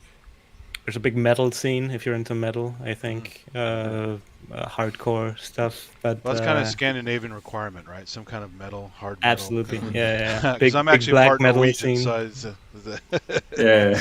Oh, yeah. I used to like metal a lot. Yeah. Same. I mean, it's good. It's good. But there's the Danish drummer in Metallica. Metallica. Yeah. Not true. So yeah. we That's Ulrich. exported him. You don't have an Yngwie Malmsteen equivalent? Billy Cross. It's hard. Oh yeah, Maybe. it's a bit of a different flavor there. Yeah, okay, that's not really an equivalent, but he's a great guitar player.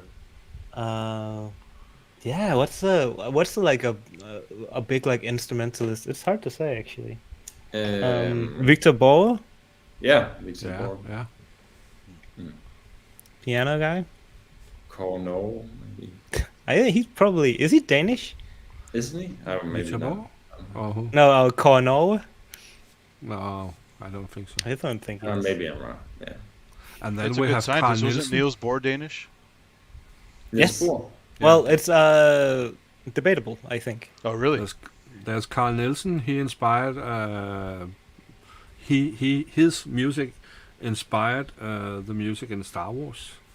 Oh yeah, I can see that. Oh, yeah, the lift, yeah. But Niels Bohr, I think the Swedes sometimes claim him because I think he moved back and forth. So it's a little bit of a thing. But we have the Niels Bohr Institute up here in Copenhagen. Oh, really? Cool. Yeah. Forget it, Sweden. He's ours. There's no way. Get That your hates- grubby hands off him, yeah. Yeah, exactly. H.C. Anderson, of course. Yeah, we have a town here, Solvang. You guys know about Solvang? Yeah. Yeah, I visited. There's a Hans Christian Andersen statue, and there's all the quaint stuff and the lovely bakeries. I love that place. It's very touristy, but man, it's fun. I always wanted to visit because it seems like it's a really interesting place. The whole I was so mermaid thing, was that a disappointed. Hans Christian Andersen story? The whole mermaid thing? Yeah. Because they have a statue donated by Copenhagen to Ghirardelli Square in San Francisco. Oh, Okay. okay. I didn't know that. It's a fountain with the statues and all that stuff. Yeah. Ah, okay. Yeah, I remember when I came to Solvang, I was so disappointed because I expected coming there as a Dane, they would be like, "Oh, They would be, wow." Yeah. They're like, they're Danes. Probably happens like all the flies time. and shit. You're like, is They're that a fake Yeah, accent? yeah. Are you putting me on? We also have Niels Bohr. Oh, that was what we were talking about. Yeah. Yeah. That's true. So if you haven't been to Solvang, I had to do a live stream from there last year, I think it was. So Oh, you guys nice. wanna see some fake Danish stuff, from It's- America.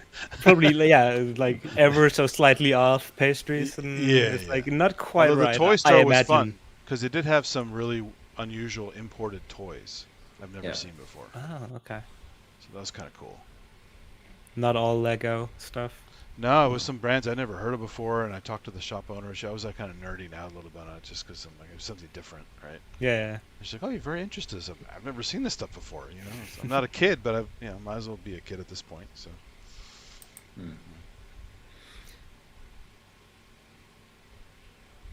yeah, go in the dark. All right. I think I have to get something to eat, guys. Yeah. So thank you for Get some nice inviting me on. cheese. But it was nice having you here, Emil. Yeah, and as I said, anytime if you want to set up some sort of jam stream, Yeah, we can I'd like to. hook that up. Let's return to that. So Yeah. So thanks for coming Yeah, Nice thank to you. meet you guys. Good stuff. and keep Yeah, up the you good too. work. Thanks so much. Yeah, and then we can party. I probably also have to. as we get- always do when someone Yeah. leaves. But I think I also have to get back to my son, so he's not left to his gaming for too long. Pretty soon, but yeah. Yeah. We have been on for 1 hour and 36 minutes. We can take a little more. I don't know if you want to spend time with your son or if you want him to stay up late. Well, Give him some sugar. no, probably not. But yeah, I'm also. It's probably me that's more tired than him. I was out raving all night and dancing till 5 in the morning. So I'm feeling. I'm not 25 years old no more, unfortunately. So I'm feeling the strain today. Yeah, I understand. But I would have loved to talk a bit about your gear in the back. Yeah, but I mean, I don't mind staying on for. I'll be happy to stay on for another 10, 15 minutes or something. Okay. I think it's quiet in there right now, so I think he's good. Yeah, My son good. there, yeah. Is it possible you're on a laptop, right? Yeah. I can share a little bit. Yeah. We would love that. I did in the beginning as well, just briefly.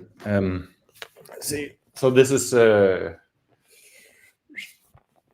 my 4U setup and my sequencer, which is the Cirklon. Oh, a Cirklon. I didn't see that before. Nice. I was lucky. I don't know. I was lucky to get on that list long ago. So I haven't had it now for 3 years, I think. And I know it's powerful, but how hard is it to get into? Really, I heard it was difficult. It can do so much. So and the manual is quite thick. So it takes some time, but just getting an understanding of the basics and getting used to working with it. I think it's not as bad as I feared. I think it's actually. But the great thing about it is once you get a sort of the overview, there's so much more that you keep learning new things, and there's these aux rows which allows you to sort of that you can stack. Let me see if I can explain that in a meaningful way. But it allows you, it's for like programming probability, for instance. So you can tell aux row A, do this to aux row B, whatever that is, at this given probability. So you keep on layering. It's kind of like programming, layering all these functionalities, and that will all sort of affect each other. I figured there had to be a good reason Aphex Twin loves it so much. So it is. I think it's amazing. It's so much you can do with it. And I used to think, working with a computer for many years, that there was really sequencers are great, but there is no sequencer that can match a computer and a DAW system until I got the Cirklon, because the way I also noticed with music that like when I was making music on a computer, I noticed that certain kinds of techno that I liked, it had a sort of feel to it that sounded like it was made in a different way than on a computer. It was like you could sort of tell that the music hadn't been just MIDI notes being plotted into the matrix there.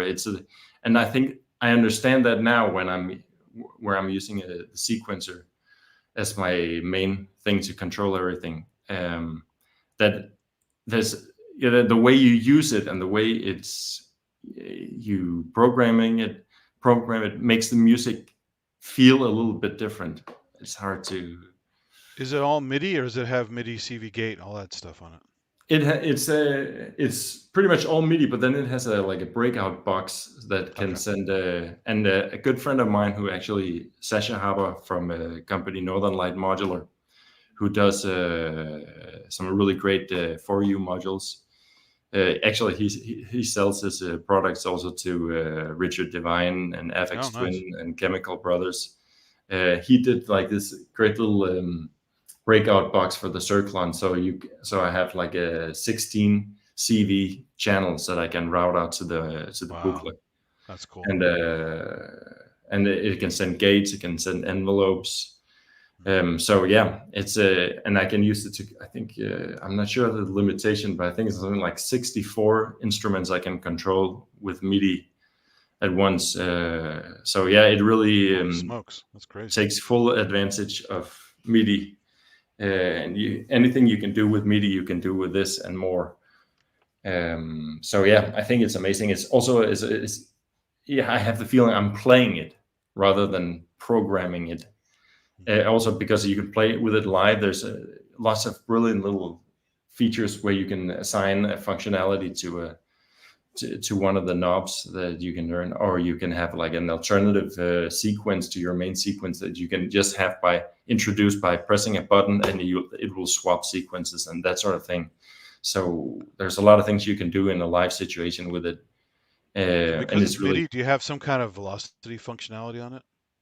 Yeah, you have a control velocity, and also that's where like the aux rows, you can say like this aux rows will randomize or add probability to the velocity. Or said like whenever the velocity exceeds a certain level, then this will happen, or that it will play a note or not play a note, or that's wild. Or make something happen in another aux row. So that's I did a terrible job explaining that. It's probably the raving from last night that's still. I mean, it's good to hear anyone talk about it because no one has them, so you never get to really hear about them. So. Oh well, yeah. Oh, I'm seeing more and more of them, and there are some really great tutorials. There's particularly one guy, an Irish guy. What is he? I can't really remember his name. Is Split Tradix or something like that. Sorry, fuck that up. But he really made some great videos where he covers everything in this. He's like, so that's been my Bible when learning to use the Cirklon. So yeah, but it's a small community, and it's also like I think it's so great when you in the world of modular, you have all these manufacturers, and like Emil was saying, that they will respond to you directly. I mean, I got a letter from Dieter Dupfer the other day, sort of typed letter, when I asked for help repairing a case I had. And that sort of thing, right? It's anyway, you go to Super Booth and you get to meet the people, and they're all common thing. Everyone are super sweet and patient, and with your stupid questions and helpful, and so I really love the community. Also, I like I worked in other industries, and it's interesting to see. Yeah, I work for a company that did like stuff for the dental industry. So I went to the sort of like super booth for the dental world, and it's just so that's just like a completely different scene. And this is so driven by like Eurorec in particular. It's just driven by passion and driven by curiosity and creativity in a way that you don't see in 2020. Super nice guy. Yeah. he's Just a super, regular super nice. guy. Like he didn't, he's created such a whole huge phenomenon with the Eurorack, and continues to make some really interesting modules. And he's just a regular guy. You just talk to him; he's a normal guy. Absolutely, yeah. It's funny you brought up dental. My dad's father was a dentist back in the dark ages. Pretty awful stuff. So some of his old tools I have, and some of the stuff I'm like, this is like torture implements. This is terrible. It's funny, yeah, but I'm happy with this. Like I had this job for 10 years, and it's what made me able to afford all this junk that I have. And so now I work at a hospital and make a third of what I used to. So I'm not, I can't go out and buy as many modules as before, but I do like to work a lot more. Actually, I'm just like filling up shelves in a hospital. Yeah, I leave there that's at important. 5 a.m, and that's so I work till 12 o'clock. 12:30, and then I go home and nap a little, and then I have the whole afternoon and evening to make music, and that's what works for me. Nice. Yeah, so I don't miss the dental business really. Yeah, but I respect the it's important, right? Oh, it's important. The problem is it's a whole tangent here, but the dental insurance is always the worst. I spend the most money on dental stuff than I ever do on medical stuff. It's ridiculous. Yeah, in Denmark we have, like we don't have to worry about medical bills. That's all covered. But dental we pay for ourselves, and I just went to the dentist, and they found even stuff. over there, the dentists get you. That's how it works. They get, yeah. Wow. So yeah. Sorry, Manny. No, but that's so the Cirklon is my main sequencer, and but then. In the beginning, I had I was using sort of like random modules and running them through quantizers.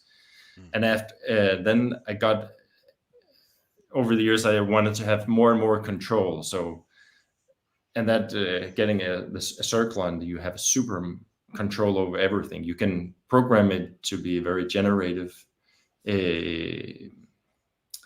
and that's fantastic. But it's now I sort of recreated my first Eurorack setup where I have these Turing machines and marbles and run them through the Shachmat, the BART Quartet, which is a 4-channel quantizer. Because I think it's just so, then you get this this lack of loss of control which brings about amazing things that you couldn't have planned for or couldn't have thought of in advance. So that's my experimental case I have over here with marbles and a lot of mutable stuff. Yeah, Mutable is probably my favorite company. Even over Buchla, I would say. I mean, it's genius. Yeah, I mean the original I mean the original Don Buchla stuff was fantastic. And a company also like Keen Association they sort of took up the sort of the legacy from Don Buchla, and they're developing great new stuff. But I think that. Emily and Mutable is like for me like genius. It's incredible. So it's fun. I'll never part with these modules, and I'm glad I didn't swap them all with tiny, well, that's the thing. I had to get some of the clones because they are just so big, And but then I had a massive system, so. No, but marbles, I mean, I swapped that to, I sold my marbles, and then I bought a clone, and it was so fiddly, and I was like... They are fiddly, yeah. And the marbles is just, it makes sense that it has the size it has, but of course you only have so much size and so much space in your rack, so... Yeah. But I think it's also something I appreciate with 4U is the size of it, because it can get very small in the Eurorack world. And I have some modules that I could definitely swap with something much smaller, but I like it. Yeah, if I didn't need a mobile aspect, then I would definitely just get the big stuff and not care. Yeah, but just always worried about not being able to take it somewhere or do something different with it than being stuck on a wall for me. So, Yeah. Also, I need cases that run on DC so I can use them on battery packs. Hmm. And most, like the old Deptford cases I have, are all AC only, the IEC jacks on them. Okay. And they're also chunky too. They're kind of heavy to carry around. So these Yeah. IntelliGel cases are great because they use the weird Eurorack power supplies, but I can find a battery pack on Amazon that will work with it. It's very Hmm. similar to voltage on a laptop. Yeah. And so get mobile, which is cool. So. Yeah, but I mean, there's something I can really. I get your point about having these smaller cases that are portable, and because I spent a lot of. I mean, I brought this 4U system to Japan, and that was a lot of hassle to. I had to sort of take it apart, take out every module, bubble wrap them, and put them in my carry-on luggage, and yeah, it's a mess. So often I think I wish I had something a lot smaller, and it's also like every little case can have a. I mean, you probably also like design each case with a certain functionality in mind. It should be Usually, sometimes it's just where the stuff will fit. Because I bought stuff at different times. I go, oh, I have room over here. What will fit here? I gotta go in modular grid and redesign my whole thing, slide stuff around until it all fits. Which is a nightmare because it's the all the ribbon cables and all the screws, and it takes a while to keep rearranging stuff all the time. Yeah, it's one of those things that steals from the actual project, which is to make music, right? Yeah. There's so many things that steals from that. Checking out new modules and the planning on modular grid and so on, and seeing new stuff. Oh wait, there's something else I could get. More money to spend on modular grid. Yeah.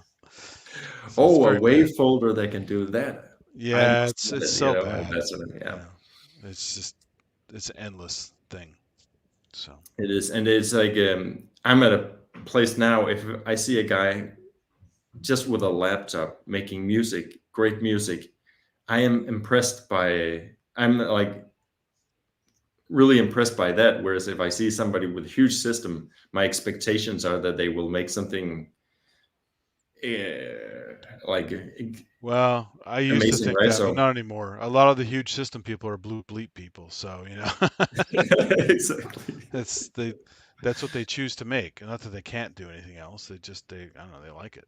So yeah, but I've seen people with a Buchla system just do terrible stuff. You spent $25,000 on this, and that you got something you could have made with, a simple groove box or something like that with some weird synth modes. It's like I get also a lot of the smoke from my fellow 4U from the 4U community. They say because nothing wrong with Blue Bleep. I mean, I like Blue Bleep, but I mean, you spend $20,000 to make Blue Bleep is kind of silly, right? So.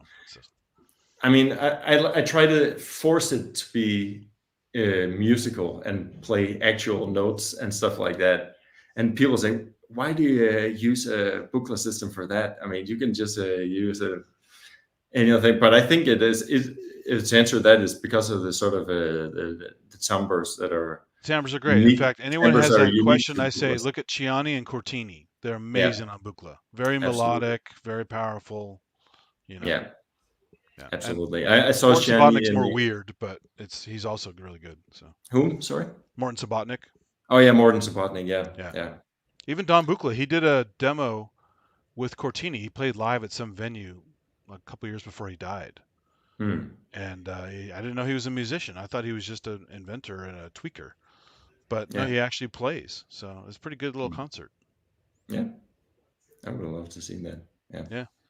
But I think, it's also like there's also like this feeling of drinking the water straight out of the mountain because you get to interface with the original Don Buchla design, and that's worth a lot to me because I think it's you get nowadays Eurorack it's like West Coast, East Coast mixed together, so it's nice to be able to sort of understand that the original first vision of and the genius behind that. So Well, it's just like pure FM. Like people give DX7 a bad rap, but if you can wrap your head around it, just that alone with some effects is pretty amazing. Yeah. Without any kind of extra stuff. Now the newer FM stuff where they hybridize stuff and add more goodies and add real filters and stuff like that is also nice. Yeah. But it's kind of cool to just just tease it out of the old stuff. Yeah, and I think it's great to see for a long time. I think there wasn't really anything sort of like digital FM like DX7 style available in the Eurorack market, but now there's in the past 5 years some Well, yeah, really you can take great your modules. you can add your DX7 patches with that new upgrade to the Platts, Oh yeah, which I haven't tried yet. I got to get around to doing that because I haven't that tried sounds that like either. fun. Yeah, Yeah. absolutely. So yeah, and then as I said in the beginning, I bought me a Labyrinth and a Spectravox. And I think, and I haven't regretted. I think the Labyrinth especially is super interesting to Yeah. work with. It's very The sequencer creative, is a very special thing for inspiring. me on that. Yeah, absolutely. All the Yeah. probability and all the other weird stuff on there is very cool. Yeah, they sort of rounded up all the great ideas that had come from from the Turing machine and from marbles, Mhm. and it gave it a new, really clever form. And yeah, and there's just so much you can do with it. Also, like, and it's great to be working. And I know this is a really West Coast synthesis thing for Well, me. it's actually supposed to be a hybrid, but it's actually based on the oscillators and the way it has low pass gates and it has weird sequencing on it. But I think that's the only real West Coasty thing on it. Low pass gate and the sequencing. Well, yeah, and it's the oscillators are additive kind of synthesis, East right? Coast. Yeah, and it's additive synthesis. You start with a sine wave and use wave folding to add. Yeah, wave folder. That's true. harmonics. That has that too. That's So true. I would say, yeah. But do you have the other Mother stuff? The Mother 32 DFAM and yeah, I have actually have two DFAMs because I love it so much. But Did you and like one the of them is- Subharmonicon? Do you have that? No, that's only one I Oh, skipped. that and one's that's- amazing. I heard a lot of people say, but then the thing that threw me off is a dude who did a demo on YouTube, and he said that it's when you turn it off and you turn it on again, you will have lost that magic. Oh yeah, you had. it's like modular, right? You lose all your shit. Modular, right? Yeah. But I don't think it's that's so much the case with a Mother 32, except it just needs to warm up and then you I mean, tune it a little technically, bit. I think the pots keep their value. It's the stuff on the side that changes a little. Yeah, got to get back to the LEDs have to be set again. But I think the pots keep their value. I have to try that. I haven't messed with mine for a while. But I have the trio, the original trio in a stand. The 3-tier stand they sold. You just screw them all together. And I actually built my own system for that. Which oh yeah, look at that. So I think there was like I just love the design of the Moog stuff. I'm also like right now creating like a monster Moog Foger. Oh shit. So yeah, nice. And I want to build like a custom cheeks for it, or sides for it, so that it can so it becomes more upright, so I can play it. You're smart, because I was gonna buy some back when they're about $400 each for most of them, and I just didn't. I waited, and all of a sudden they became super expensive and now very rare. So yeah. So I have the software versions on iOS. That's my only recourse right now. Is I kind of have them, but only in software. So yeah, I mean I got them when it was before they got discontinued. So yeah. From what I've been able to hear from people, there is a slight difference in sound also. I mean, not necessarily worse or better, but it's just slightly different. Yeah. I mean, I love interfacing with these machines. So for me, and the stuff I got, I mean, I have to make music for the next 10,000 years. I don't need anything. Actually, I would benefit from selling like maybe a $1,000 third or 2/3 of what I have, and just getting creative. And That's usually how it works. Yeah, it's just that's, too much I stuff. mean, Yeah. I almost have too much stuff, but just today I was thinking, damn, I need another filter. Oh, I could use another oscillator in the patch I was building. So Well, that makes sense though. Those little building blocks, that's cool. But an entire like I need another whole synth to this and a whole this and a whole big keyboard and all that. That's when it gets like, and I've gotten way past that point. So yeah, but is the one thing about modular that makes it cool is that you do have all these building block options. Like I just need this filter, and I just need this other filter, and I just need this little multi-effect unit to add a few more little bits of pizzazz to my stuff. But it's just little stuff, right? It doesn't take up a lot of room no, initially, and you do get all these flavors. yeah, Now, you may be getting a filter from something that was polyphonic, and now you have it in a monophonic setup, so that's not really exactly the same thing. But at least you get the character of the filter, and you can have fun with it and mix things and do yeah, that. So I mean, yeah, it's one of the good things and also one of the bad things about your rack is you can just keep going forever and massive wall of stuff. But little by little by little, it's not that bad. I mean, I spent a lot of money over time on modular, but it was like 5-6 years, not all at once. yeah. So it eventually adds up to be pretty crazy, but not. It's very slow for me anyway. It was so. Yeah, it's taken me 10 years to afford all this junk. So Yeah. So little by little, and that's the beauty of it. You get one thing in one module, and I mean, and you know it, and then you buy another one. So you really know the stuff that you have, if as opposed to if you bought like a matrix brute or something like a very complex synthesizer. I think you would only, if you really sort of get to the manual and read every page and so on, you might learn like 80 and 90% of the functionality. But buying one module and getting accustomed, getting familiar with that, and then buying another, that process, that you get to know your setup really, really well. So I think that's another great advantage. As long as you keep using them, like a lot of things, if you stop using them, you'll forget. So yeah, especially if it's like button combinations, that drives me crazy. That's another thing I try to avoid. It's like, okay, for this to do this, you need to press this and hold that for 3 seconds. Forget it. I mean, I can never remember. I smoked too many Thai sticks in my formative years. So, also, I like make noise stuff a lot, but the problem is they have really quirky designs. Yeah. And some of their stuff is not intuitive immediately what goes into what. Mm. Like I have they have a really weird module. It's kind of hard to get now. It's called Telharmonium.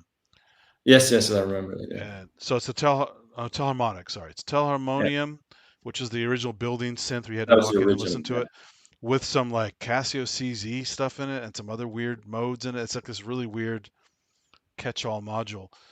But it's funky. But man, sometimes it's like, how do I hook this thing up? Because the labels are not great on it. They're very quirky. And so sometimes if you haven't used it for a while, you forget how to even hook it up to something. Yeah. You know, I mean, they do have like arrows in, arrows out, things like that. But there's some other jacks. I'm like, well, is that a modulation jack or is that another input? Or is that, what is that? Oh, it's 3 outputs. Oh, I see. Okay. You know, it's funny because my best friend, he's a designer also. And whenever he sees my stuff, he says like, this is the opposite of what I'm trying to achieve. He's trying to make it as intuitive and as easy to work with as possible. He's like a UX designer. So he relies on user testing every step of the way. So to make sure that whatever he comes up with is something that's super intuitive and there are no blind spots, or where this is some like deliberately complicated, some of this stuff, right? Yeah. I mean, sometimes it's not, when you realize all the thing can do, then it's like, okay, then I understand the 5,000 buttons and this thing, it makes sense. But it is not, I mean, that's one thing I have to say. Like the Booklet 200 system, that's really out there, right? That's complicated and it's whole new like vocabulary for stuff. Yeah. And like then the company, it's like mannequins who write poetry and in their manuals. Well, endorphins are weird too. Endorphins modules are strange, and there's But that's also it's also the charm of it, right? That some modules you'll get and they don't even come with a manual. Yeah. So they'll like, and it's something that people will solve in the community. It's like so right and back and forth. Oh, I just figured this thing out. Okay, that makes sense. Then I understand this, and it's a little like tough, Pittsburgh but Modular puts like random animals and flowers on stuff sometimes. Like, all right, I guess that's a design choice. I mean, the stuff sounds great. I love Pittsburgh stuff, but some of their as do design I. things are Yeah. weird. I love the way they look their modules, though. I mean, especially in the early runs where they have this, The like, early what do you call ones. this? The early ones with this, like, what do you call these? Dymo thing, right? Where you like, where you set a letter and you press it, and it'll punch in the letter on the Oh, little yeah. Yeah, they had the sort of the aesthetics of that in their typography. Yeah, they had chunky knobs, very kind of like I have one of their weird modules, which is it's a rhythm processor. It doesn't make sounds itself. You run things through it, and it chops things up into be rhythmic and staccato, punchy. Mm. I forgot the name of it, but it's this really weird sequencer they came up with as part of their original Pittsburgh Lifeform system, the whole Lifeform system. Mm. And I don't have any of the other stuff right now. I don't think that's the only one I have, but it's an odd thing because it itself doesn't do any sound, but it's called a rhythm thing, and it's not a traditional sequencer. It's just a weird thingy. It's like almost like panharmonium meets rhythm meets whatever. Yeah, it's just odd. But yeah, I mean, I have the synthesizer box. I was just showing before. It's which I really like, and I'll never part with either. It's just like one of those little one voice thing. Yeah, full voice thing. But then it has a couple of great features, like it has this this double saw blade thing. So this row here is my little 303. So like the A103 VC, the 18 dB low pass filter from Duffer, and then I have this little. This one is also one of my favorite modules, which is a like sort of deflector shield that is like a pitch shifter kind of thing, but it'll just make your especially sawtooth waveforms sound really gnarly. Nice. And run that through the low pass thing. I get something that sounds a bit like a 303, but with a couple of twists. Because I don't really like the 303 all that much, but you mean the interface? The interface is kind of annoying on a 303. Oh, the sequencer on that thing is like, oh, yeah. But it sounds, but it makes, because it is so annoying to work with, or maybe it's the architecture. It gets us special characteristics to the sequences you make, which is easy. It's just like glides, and it's very, very, very simple, but they do tend to sound in a special way. This is where iOS apps come in great, because there's a guy, a developer called Bram Bos. He does a lot of standalone stuff. He also works with other people, like Jakob Hack, and they had this thing come out. He had Bram Bos had a thing called Troublemaker. He has a whole line of different things. Troublemaker recreates a 303 with distortion, with delay, with some reverb, with a bunch of other added things, but it also has a quick and easy matrix for sliding your all your different notes around, as well as quickly inverting things and flipping things, side to side, up and down on a click of a button, and then going back to where you were. So you can quickly do these amazing things you could never do with a real 303. Yeah. And you still get the tone. It's a very nice tone. And you get the effects again built in, and some other wacky stuff. There's even some kind of randomization elements to it and stuff. And so that's one of my favorite 303 things. I have, the TD3 and the TB3 and the boutique 303 and a bunch of those things. I don't use them that much. The TB3 is fun, the touch bass one. Yeah. Touch bass. I love that one because it's very tactile. Also has Mm. built-in effects, and it also has an entire several banks of non-303 sounds in it. So you can Okay. use it as a brain, hook a keyboard to it, and do other things with it, Nice. which is a whole other thing that nobody ever does with it. But it's yeah, they went outside the box with that one. That one's really fun. I like that one. So Oh, cool. Sounds great. yeah. Yeah. Okay, I think I better go check on my son. It's gonna be interesting. He's 10 years old, so I hope the living room is still standing when I get in there. It happens. Yeah. Yeah. It Sure. was great having you, Jens. It was a lot of fun being, and thanks. yeah, Good thanks so chatting. much for Appreciate it. inviting me. Yeah, You're, hope to you're see you welcome again another sometime. time. Appreciate that. Yeah. See you. Okay, see you. Yeah, bye. Bye. All right. Okay, so I was thinking, shall we take the rest of that video from earlier? Shall we play that? Which video was it? Sorry, it got cut off. It was where Emil was presenting his gear, where we cut it in Oh, sure. the Yeah. middle. Go ahead. Yeah. So 10 minutes of that. Yeah. I'm gonna grab some water real quick. So I'll be back.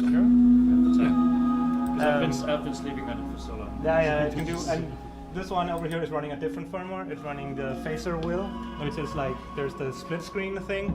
So it's sequencing the bass. And then I also still have the left screen to do whatever else I want. I still have one more module that I'm not even using here. I put some more notes into this sequence.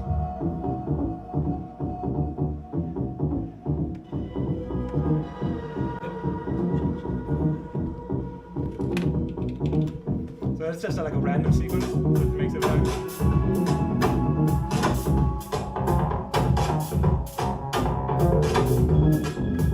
Cool. Yeah. With the ornaments and crimes that's doing audio stuff, you need like a newer version than the original. You need right? you need the one that has the new. There's 2 chip versions. You need the one that's running the 3, the same as you need for phaser wheel. Although I think they made one for the older one. They have one for us old guys with the Yes. old versions, but But the one that runs this one, yeah. it's interesting because I got 2 initially. It was like this is so great with the hemisphere, and it also has the old like the full like 4 voice sequencer and quantizer and all that. Yeah. And like that's so cool. I'm gonna get another one run exactly that. But the Squares and Circles does do some things that are quite cool. Like it does 808s drums. It does DX7. Microsoft Sam voice generator. Really good. Oh, I'm looking for that now. It does. Yeah. What happens if I just change the voices all to Sam now? Sam.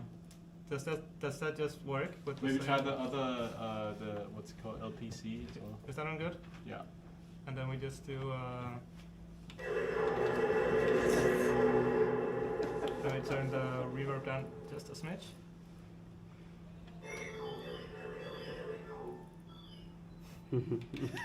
Sure, that's a jam. Yeah. That's a banger right there.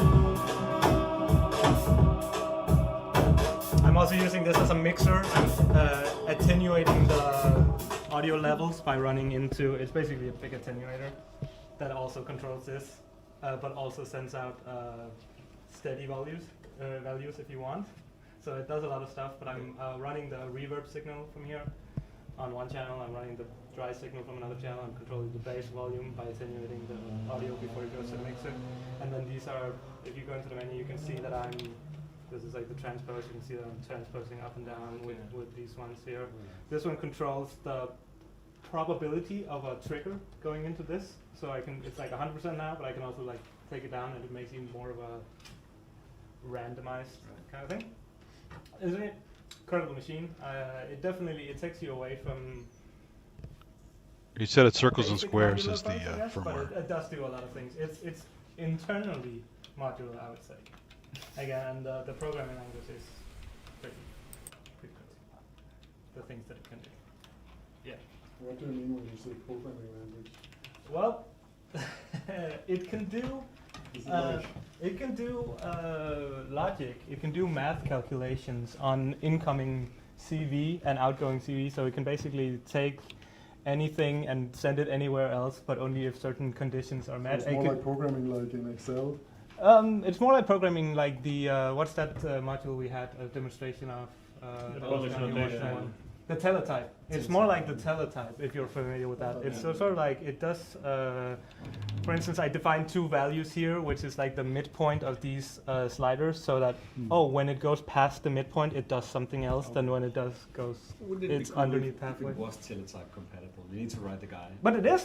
It is, of course. Because it uses I2C. The thing is, NerdSEQ, I can't think of a single thing that it's not compatible with. I'm genuinely, I'm 100% serious. I think it does everything. There is a little, and the reason I brought it up, there is a little art. You can have like a little 2 HP, and then it does polyphonic art sequencing, two cables to tip-top. So you can have one track send 8 notes via a single patch cable. So. But it's not imperative like you have a lines of code. You write first one line. I mean, you don't have to use it at all. There's so much stuff. There are also these automators, it's called. I don't use those at all. If I double click here, there are internal envelopes. I do use those. I do use those to, like, if you turn down the decay envelope, its own decay envelope, I can turn up the CV to the voice here. Oh, right, I'm doing this. Let's do this one instead. So instead of it doing its own envelope, I'm now using a long envelope from the internal envelopes, and I can go and say, like, I want decay.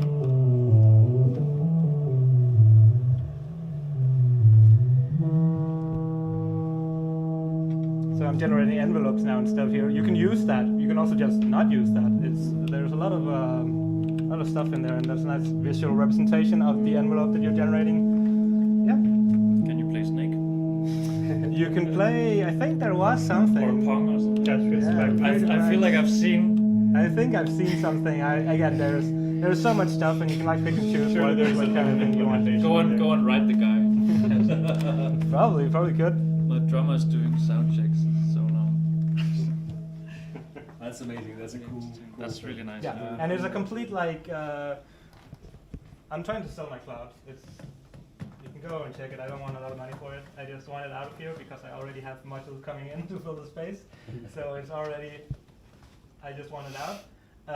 But once I get my end of chain compressor, basically this does full tracks and some ready to publish.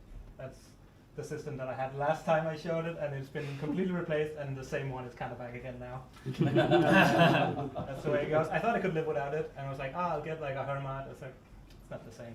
And an Octatrack. An Octatrack.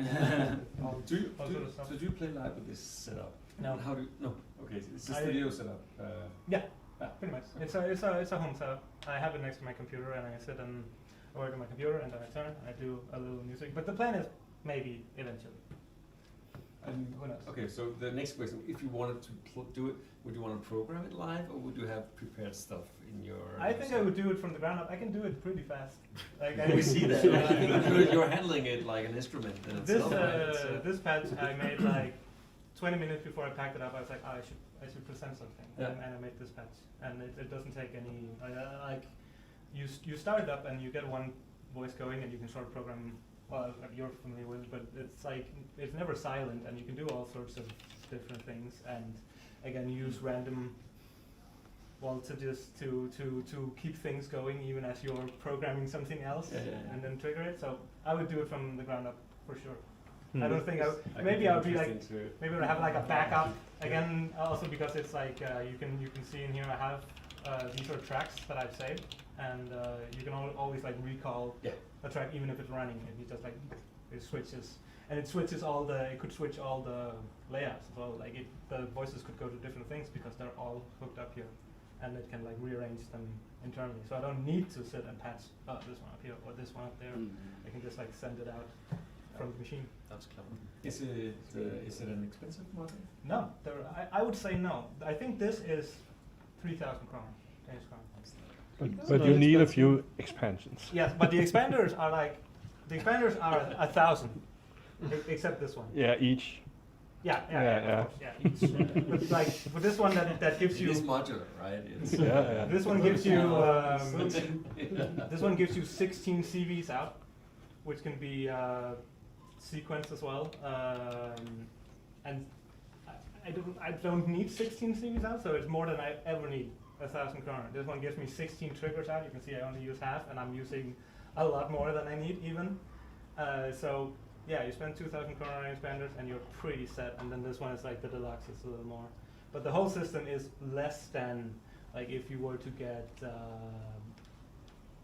I don't know what's a Symphonian or something. Yeah, yeah. Like it's like that's way less, That's also really and it does expensive. more, just in a different way. Yeah. Cool. Thank So you. is there some sort of rehab when you have to lay down your addiction of this? Oh, maybe. Let's see. You have to get back to real modular. Yeah, at some point. Well, I did do that, but like last time I was here, I didn't have any of this stuff. I had sold it, It's very impressive. and then I was good, like, I'll get back to some. I'm too far away from patching every patch up, and then I was like, I had it for a while. It's like, it'd be great to just do some songs, actually. Then I end up with this exact setup again. So, yeah, it's just kind of the way that I like to work with it. Understandable. Yeah, I think that's it. Cool. Beautiful. Cool. Thank you. Thank you. Let's continue around the table. Please buy my clouds. Yeah, that was the end of that video. So you're muted. Sorry. Good stuff. He's going to sell some more of those NerdSEQs. So. Indeed. Because I had no idea. I just thought it was a funky tracker aimed at modular, but man, it does so much more. Yeah, it's a wild thing. It's really kind of, even though it's a tracker, it's kind of a door inside modular. Yeah, and it has all the really other kind wild. of logic stuff in there, math functions and other weird stuff that you can do, and Yeah. easy, cool stuff like putting, ratcheting on one step, things like that. A lot of things in modular can't really do that. You have to basically dial in a ratchet, or basically, figure out some of the kind of modulation source to add, to tweak the ratchet of something. Otherwise, it's stuck on ratchet the whole time, right? Yeah. Like he was saying. And it does have a sampler too, a sample player. It does? Yeah, it does. Oh, It wow. has 2 channels. I think it's 4 tracks. I can't remember. Damn, that's But crazy. It has 2 channels, 2 outputs for samples, but it's very small samples. The memory Yeah. is very little. So Percussion things or something. yeah. And Wow. it also has a synthesizer built in, so you can use it as a tone generator. Damn, that guy really thought of a lot of Also, stuff. Yeah. Interesting. Yeah. Yeah, because I was looking at that for a while when I was going to buy some more sequencers, and I was looking at the Eloquencer, I was looking at that one, I was looking at a few other ones, and I go, this one looks pretty cool, but it's just a tracker and a modular, and it's- But you don't have to use only that sequencer. You can have more sequences. No, I know, but just without a demo or somebody really, or reading the whole manual or something like that, you would never know that. Just on face value, it looks just like, it's just a tracker and a module. Yeah. I think if I should buy it today, all those functions, because of the updates where a new function has arrived, it's easier for me.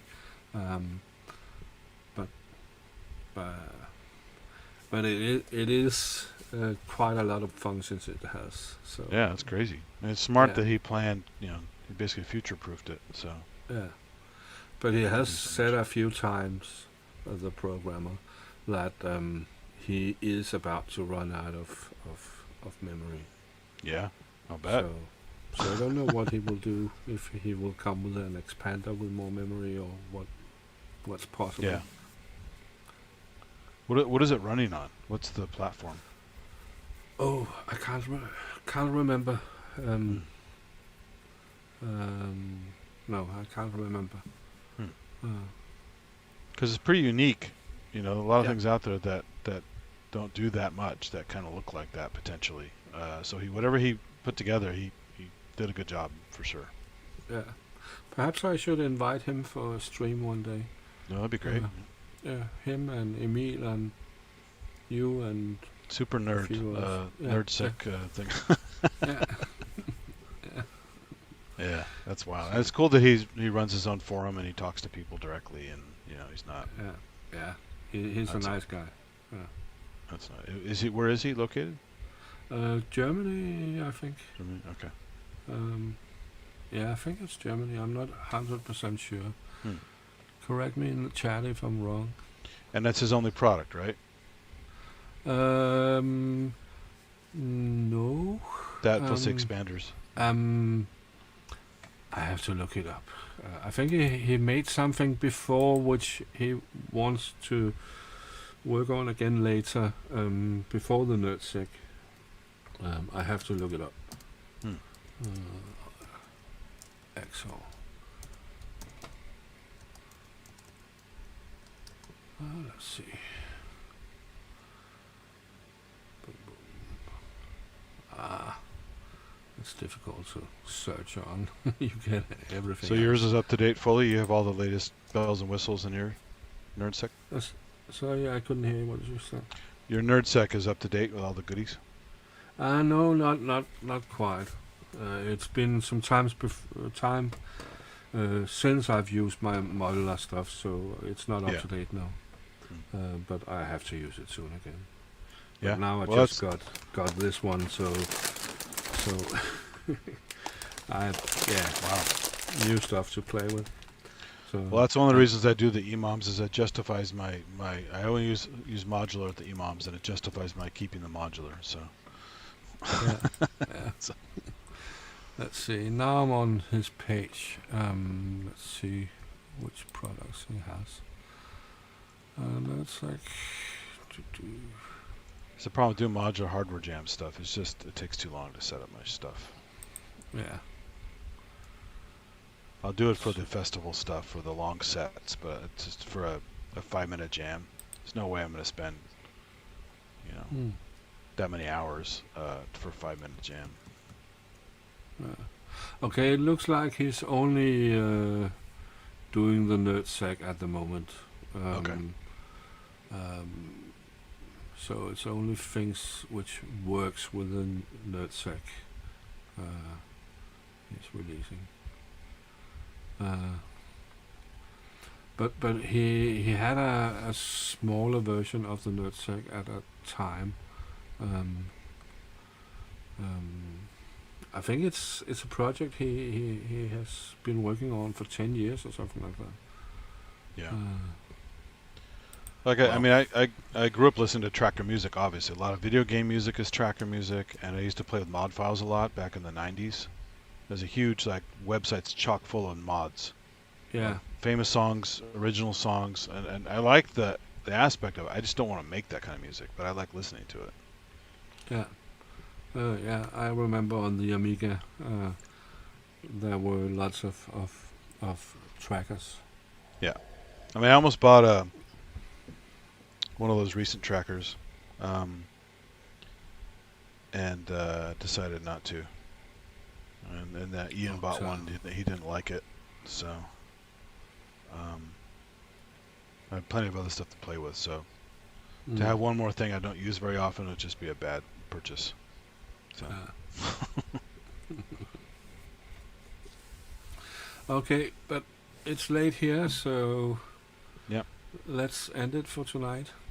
It's been a good stream. It's fun, yeah. Yeah. This guy's has some interesting stuff. Yeah. How many hours of footage do you think you have from that show? This was 20 minutes and 5 minutes interview and probably maybe 3 others, other people who are presenting their stuff. Yeah, it'd be fun one to see of them stuff. were Konstantin.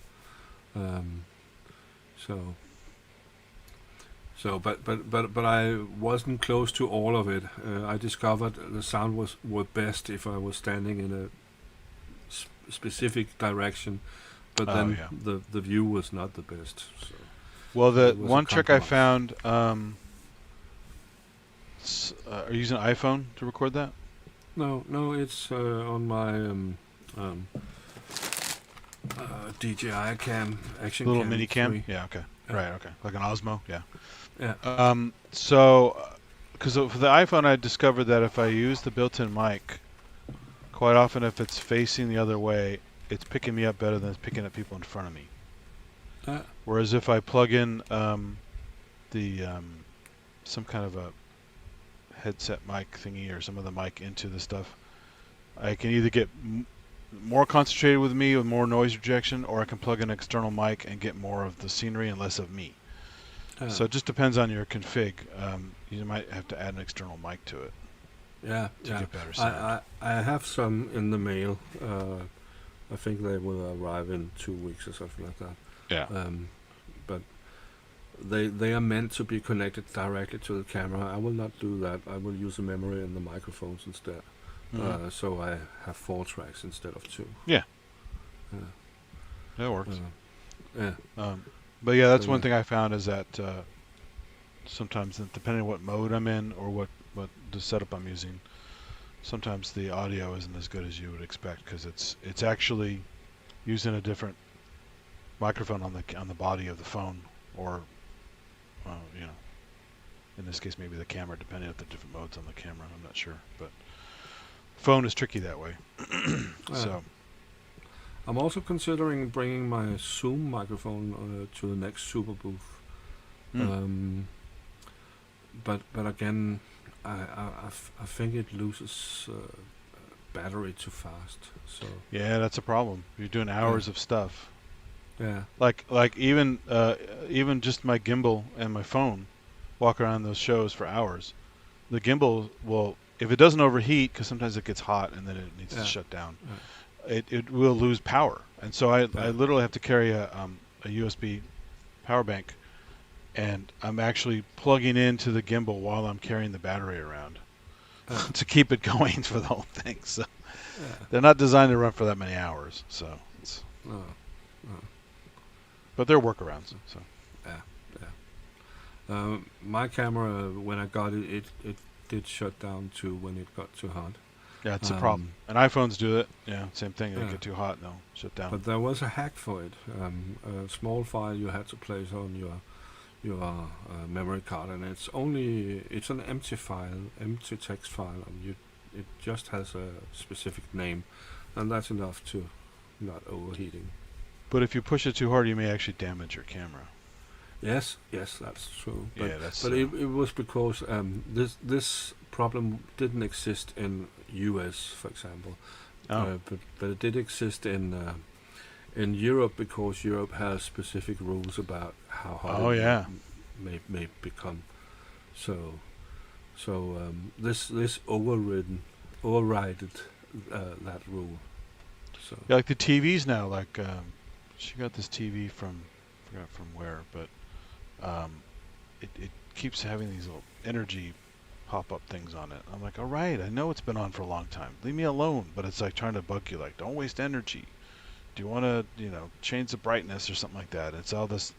It's not just Europe. It's here too. There's this Energy Star and all this other nonsense where it's like, it ends up being more of a nuisance than anything. I understand why they're doing it, but as a user, it sucks. Yeah. You expect when you turn things on that they just work. Yeah. Or it warns you like it's getting too hot or something like that. That's fine. But just to just shut down and go, sorry.